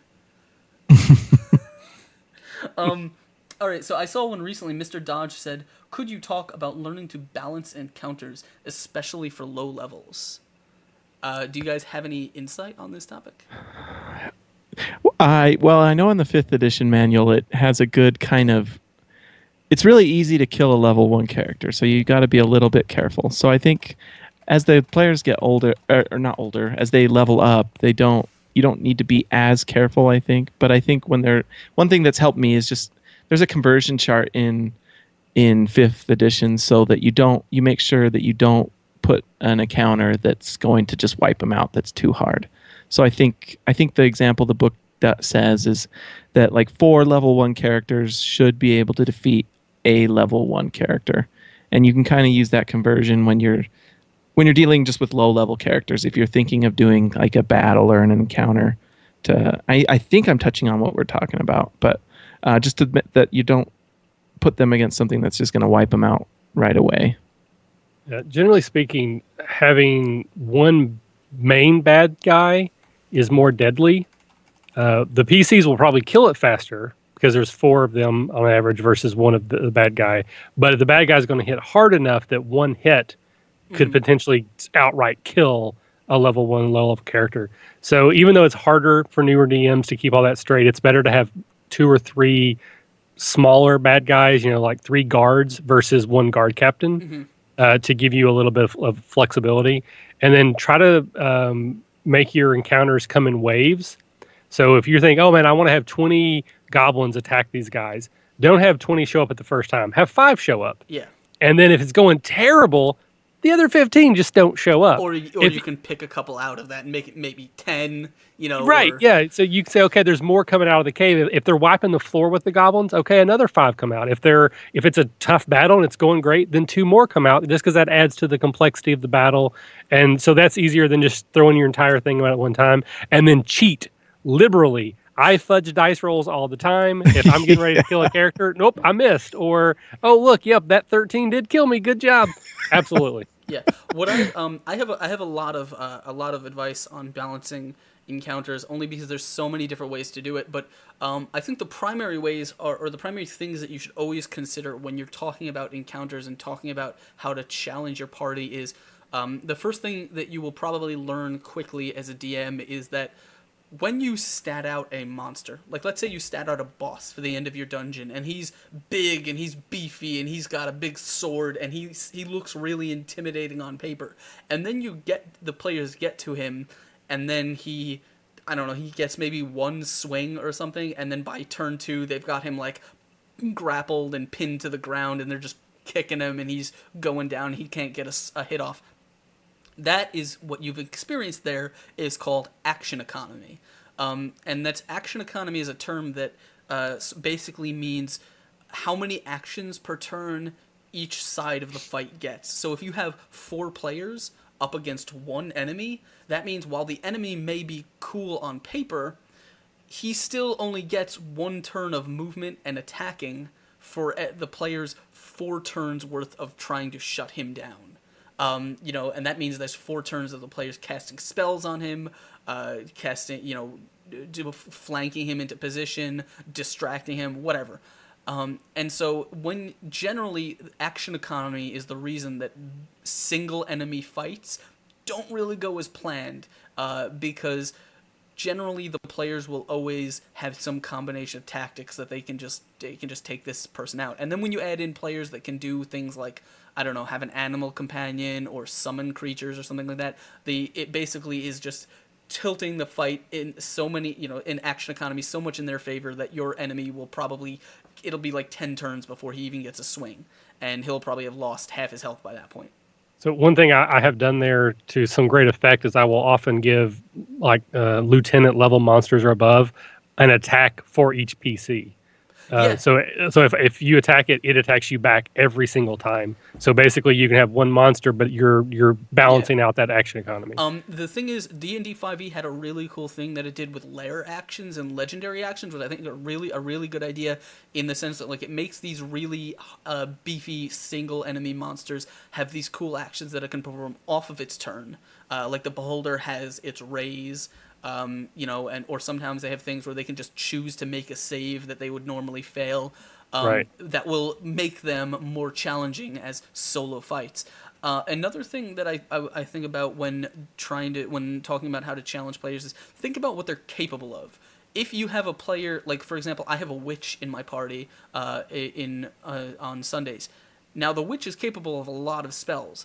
But I know that the witch doesn't cast a lot of spells. What the witch tends to focus on is hex and evil eye, debuffing things like that. She doesn't cast a lot of actual spells. So I know generally, like I can predict how my party what they'll try and do. Maybe you have a rogue who will probably try and get in a sneak attack, or you have a wizard who really likes casting color spray or something like that, or area effect spells. You can take those things into account, and you can either build, if you want to be really challenging, you can build specific counters into into the fight. So like this person is going to sneak attack. Well, also okay, so we have an enemy with dark vision, or something like that. But also, and I'm going to go back to what Mike said, is where he said cheat liberally. When you have an enemy that you find will often die before he gets a chance to do anything, like maybe a goblin or something that you kind of want him to get an attack in, at least to feel a little bit threatening. One of the tips, I don't usually use it, but sometimes I do, is make an enemy stick around exactly as long as it is dramatically appropriate. So don't worry about how much HP this thing has. Say the goblin has 6 HP as per the rulebook, but you want this fight to be a little bit more challenging. You don't want the PCs to just smack them down in one hit and then they don't get a chance to swing. Maybe you make the goblin need 2 hits to die. It doesn't matter how much damage those 2 hits do. It's just 2 hits. Each goblin, 2 hits, and that means that they'll probably get a chance to attack at least once before they die. You can just do that. An enemy doesn't necessarily need HP. Just make them, like, if you think a fight is going on too long, like the players are wailing away on this bad guy, and they're not doing a lot of HP because of his damage resistance or something, or his fast healing. And you're like, all right, this fight's gonna drag on a little bit. Let's just make him. He looks really bloody, and he'll go down on the next hit or something like that. Those are things you can do. Your players will never know the difference unless they're peeking in the rulebook and looking at the monster stats, but they shouldn't be doing that. Also, if you're afraid they're going to do that, reskin enemies. Just take the stats from something and put it on something else. Just with that, just because the hit boy thing is, it could be identified because if you're not consistent in your own head, yeah. Like, hey, he attacked it last turn and did 4 damage, it killed it. I did 27 this round, and yeah. he said, oh yeah, no, definitely. But I mean, I do the same thing. But another thing to do that is just move them up in initiative. Like if you're going to have a bunch of goblins, no matter what anybody rolls, oh man, I critted initiative. All the goblins go first. They get to rush out and they get to hit you and take all the PCs down to half hit points. But then the PCs will wipe them out. So that's another way that it's a little bit less obvious what you're doing, but you're still accomplishing the same goal. I'm trying to think here. Oh, Dodge said favorite low-level enemies to base the start of an adventure on. At the moment, it's orcs and goblins for me. Goblins are cool. Kobolds are a good replacement for goblins. I like kobolds in the sense that they kind of run the gamut in that you can have really, really weak, like level 1 hit, kill them in 1 hit kobolds, all the way up to like kobolds with a couple levels of spellcaster or something that are like tribe leaders or something that are a little bit more powerful, so you can keep them as relevant enemies for a while. There's a lot of low-level enemies, I think, in rulebooks that like you should just crack open like a monster manual or something and look at the low challenge rating enemies. There's a lot of really cool ones in there. Sahagin, I think, are one of them. In my games, you're more likely to encounter other humanoids than anything. You're more likely to fight human guards and dwarf soldiers, but I particularly like bullywugs. I like to have, because when I like swamps anyways, because that's a good environmental challenge. I love giant frogs, so you can swallow PCs, because that's always a good time. So I would say bullywugs on a swampy terrain. Undead are good too. Yes. Oh, I was going to say goblins, and actually I'm same with, is it Mr. Doji? Mr. Dodge, yeah. Mr. Dodge. Goblins and kobolds and gnolls are fun too. I like those. Yeah, gnolls are cool. I think they're a little bit higher CR, but they're definitely interesting. And gnolls are one of those ones, kind of like orcs, where they can be low challenge rating, but they can also sort of run the gamut up to more intimidating, the more powerful ones. Bullywugs I've never really used, but because I run a campaign, my Friday campaign, Curse of the Crimson Throne, takes place pretty much entirely the entire campaign takes place pretty much entirely within the confines of one major city. 90% of what the players fight will be other humans.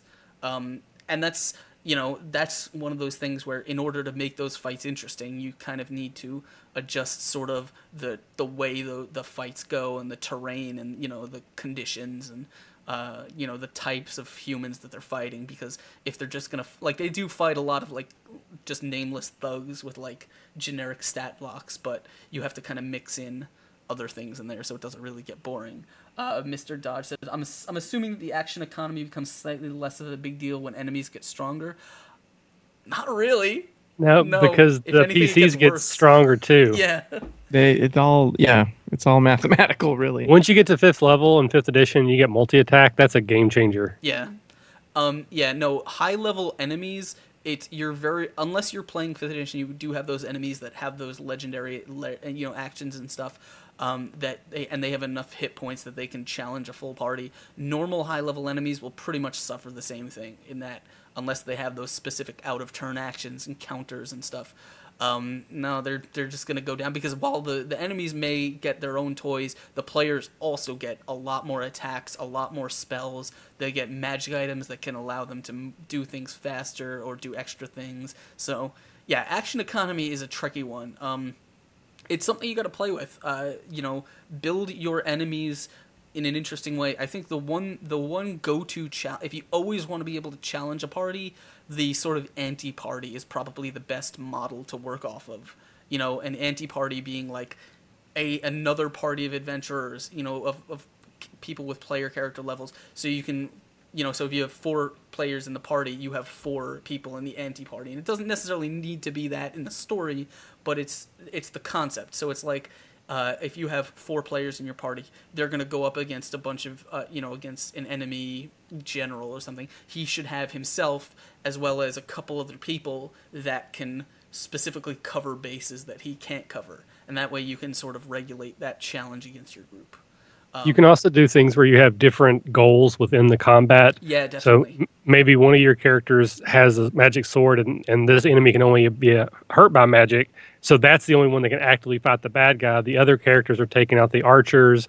Maybe they're trying to close the portal before Cthulhu comes through and kills everybody. And so you can have everybody contributing to the battle by not necessarily removing hit points from a single thing. Yeah, no, definitely. Changing up the terrain and the just the scene of the encounter is always an interesting way. Like, it may not necessarily for example, I had a combat where a bunch of my players were outside fighting the guards of this shop, but 2 of the players were inside, and literally they spent the entire combat just prying open this safe to try and get the money out.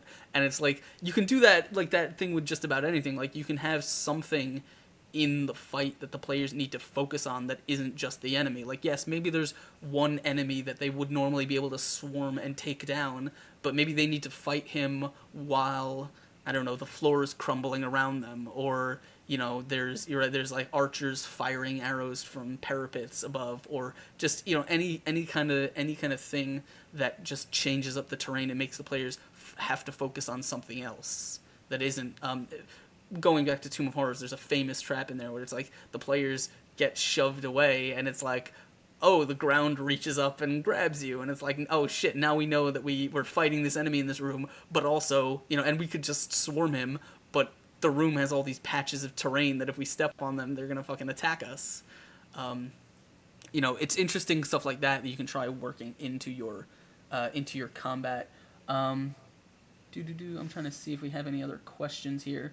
So if you guys have any other questions, we got about 15 minutes or so left, so I think we have time for 1 or 2 questions. Go ahead and shoot them to us. We'll finish off with 2 really good questions, hopefully. Unless you guys have anything you wanna bring up or talk about. No. No. Acadecon. Oh, Acadecon, please. We'll drop a plug for that. Right. Go to Kickstarter, search Acadecon, give us money. Go subscribe to Basement Heroes. Go give us a review. That would be awesome. You guys are going out of order. No, the plugs come at the end of the show. Oh, well, could do it then too. No, just plug it up, plug it all day. So yeah, let me drop this. I guess. I don't know.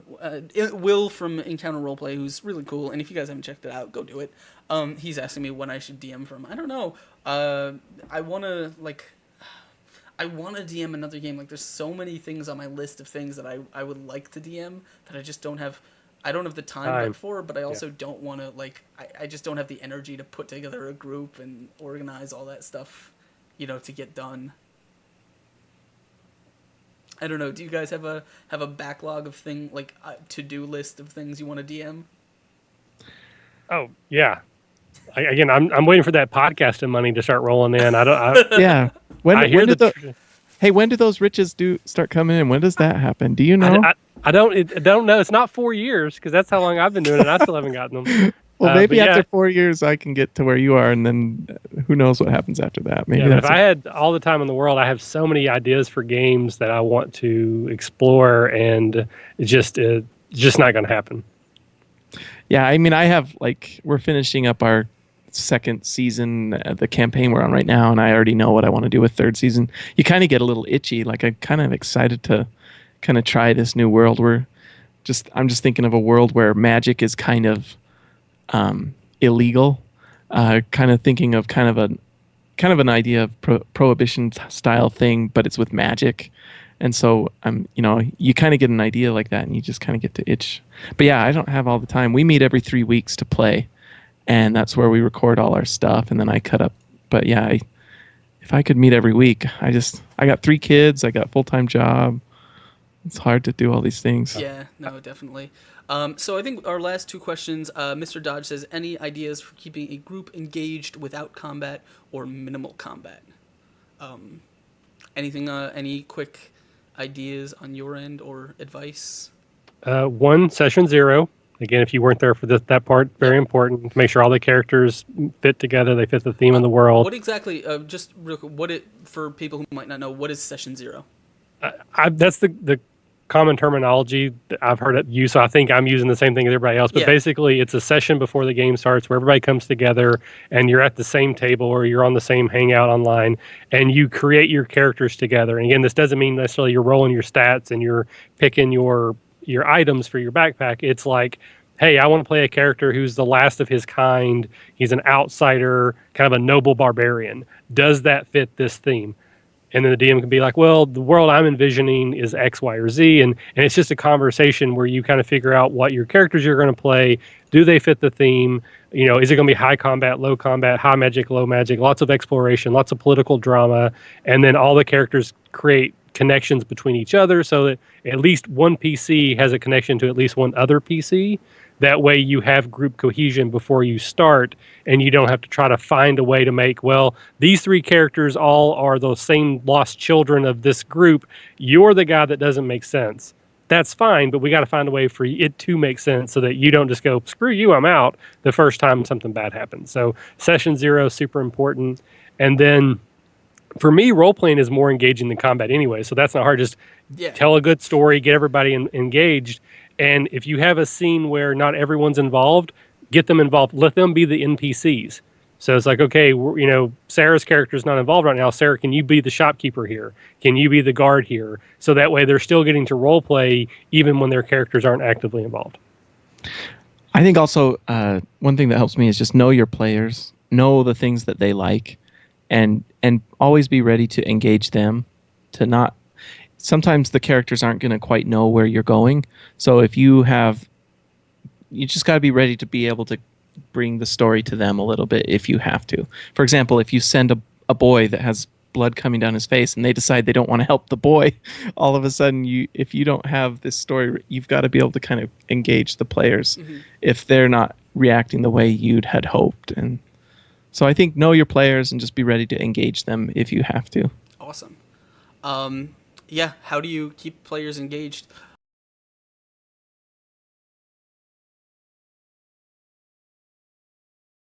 You see a player has a really, is really developing a connection to a certain NPC, or they really like interacting with a certain NPC, or they're really attached to a certain item or thing, like have that be the focus, like have that NPC captured or have something happen to them, or, just force the players in by touching them where they are, where they're kind of focused on them, on the things that are important to them, and session 0. I always sit down and talk to your players, find out what, use that session to find out what they're looking for in the game, what they want to do, and explain to them what you're trying to do, and then help them build characters that are designed to work in your world and engage with your story. Don't let them build characters that don't make any sense in the story. If the story requires them all to be locals born and raised in a certain city, don't let them be the wandering kind of loner, to be locals born and raised in a certain city.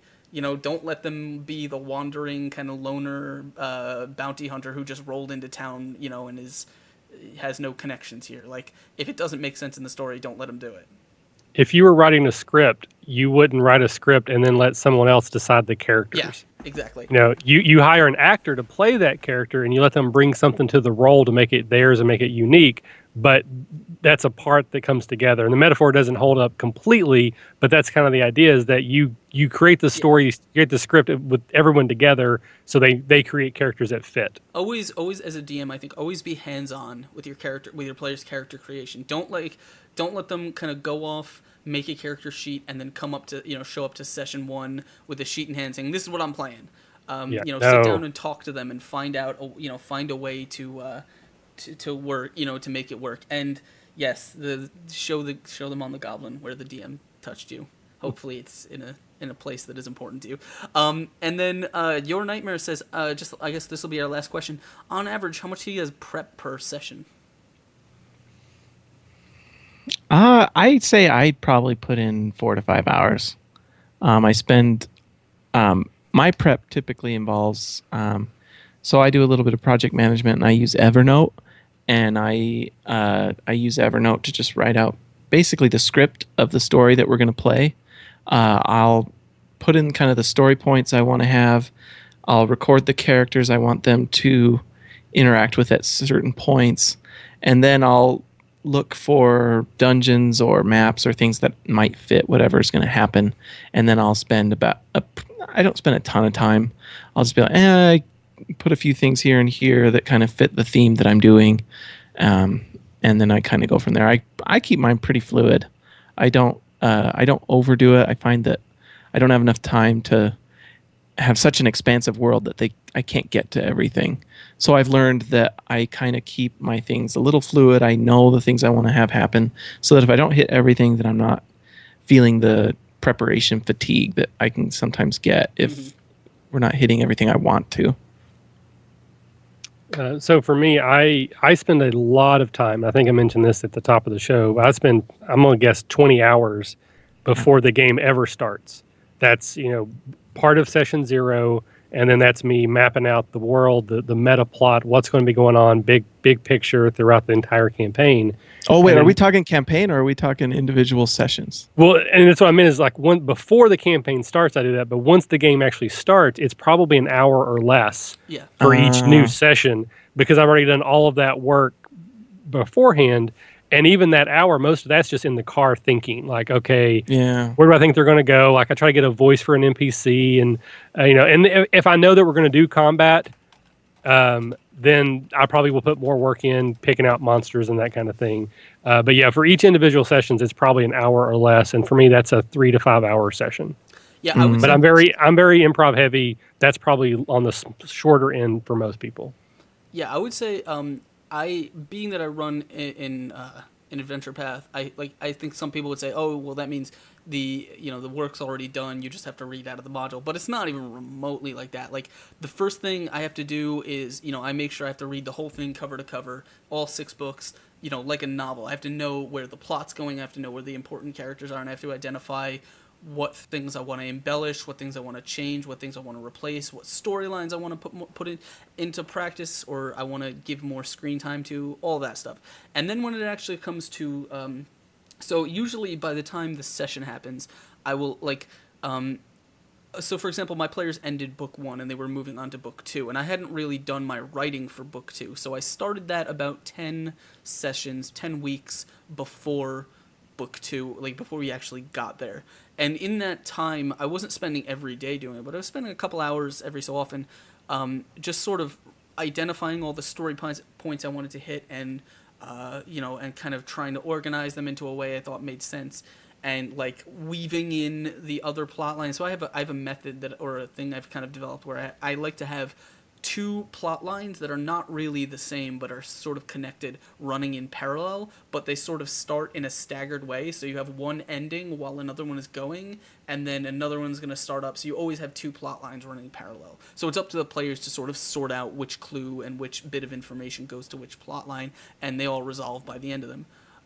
So I write those things, and usually that's just a long process of me hitting my collection of modules from 2nd, 3rd, and 4th, and 5th edition, just reading and reading and reading and finding bits of inspiration here and there. But when I actually, that's all the prep work. And then if I'm not counting the work that I do in my maps, which can easily be like a week of work on their own, but those are more art projects than they are like prep.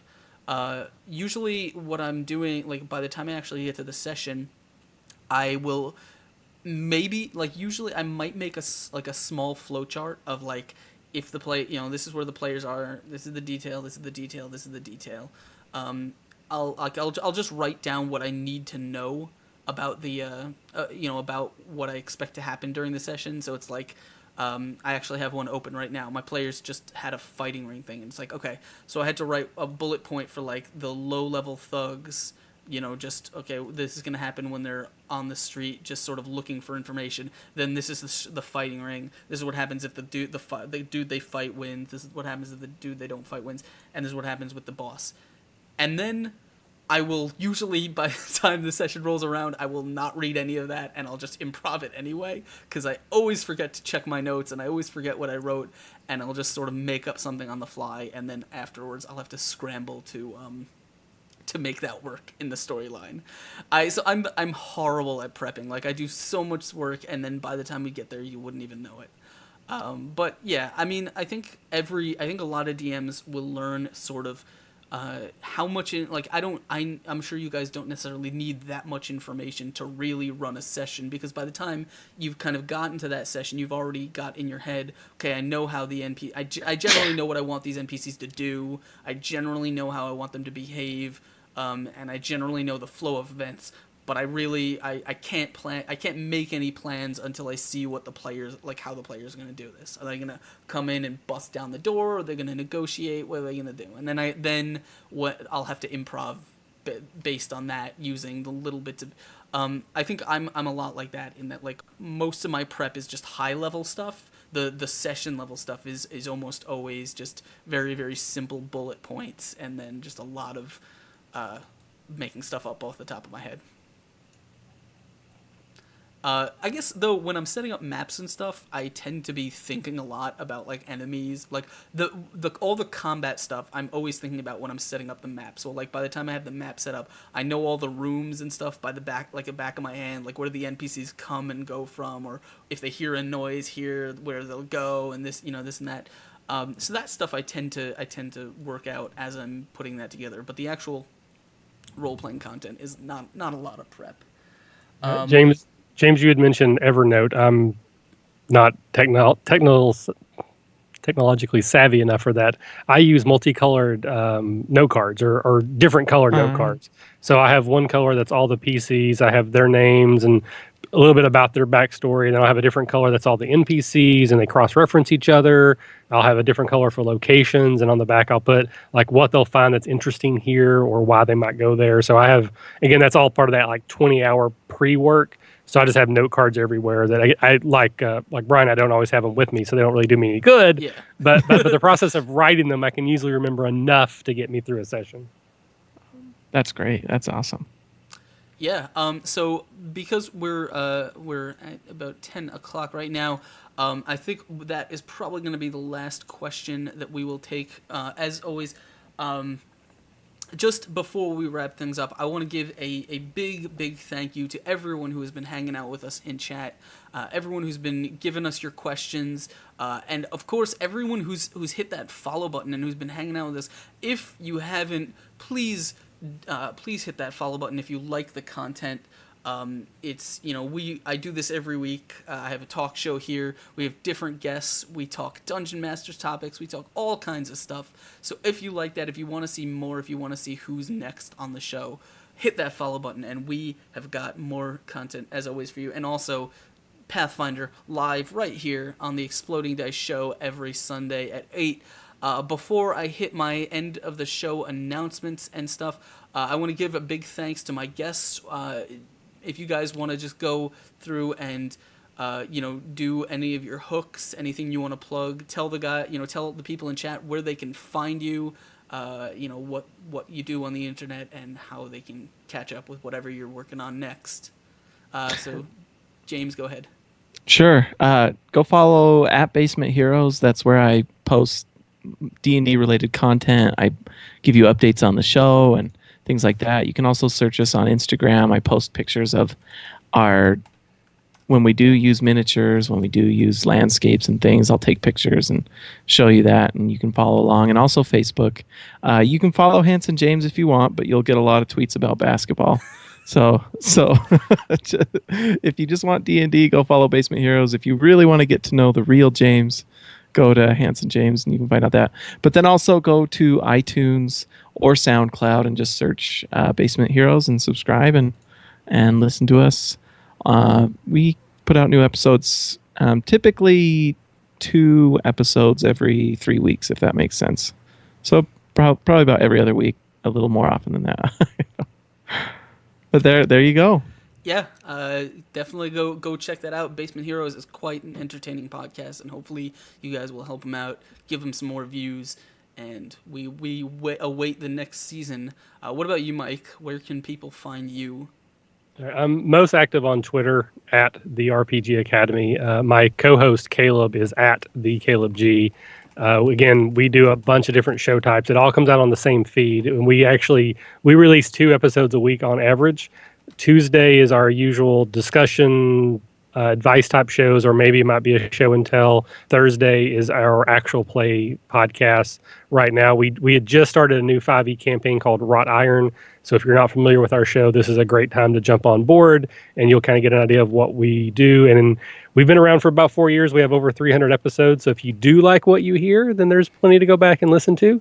And then also want to mention we are part of a network. Actually, we have the RPG Academy Network, which is a whole bunch of other sites and shows that are partnered with us. Those include RPG Gamer Dad podcast, Sharkbone podcast, She's a Super Geek podcast, the Openly Gamer Theater podcast, and then also gamersplaying.com, which is a play-by-post site, City of Brass, which is a campaign management site, and then also Melvin Smith's Geekery, which is a blogging site. So please check out any of those affiliates. And then the last thing for me is Acadecon.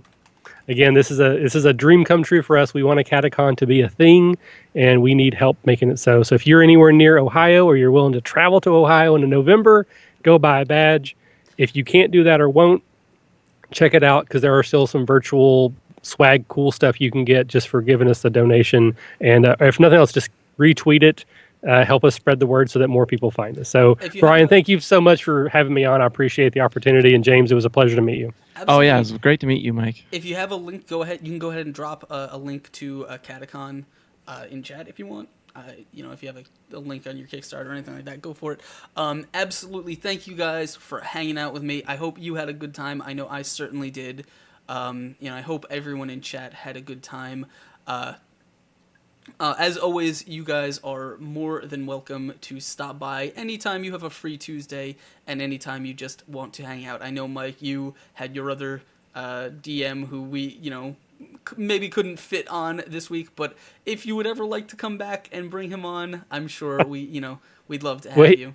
He wouldn't have got to talk anyway, so it's as if he was here. Just imagine that he was here silent, and then you were good. Well, I could have at least put up an image, and that way it would have seemed that way.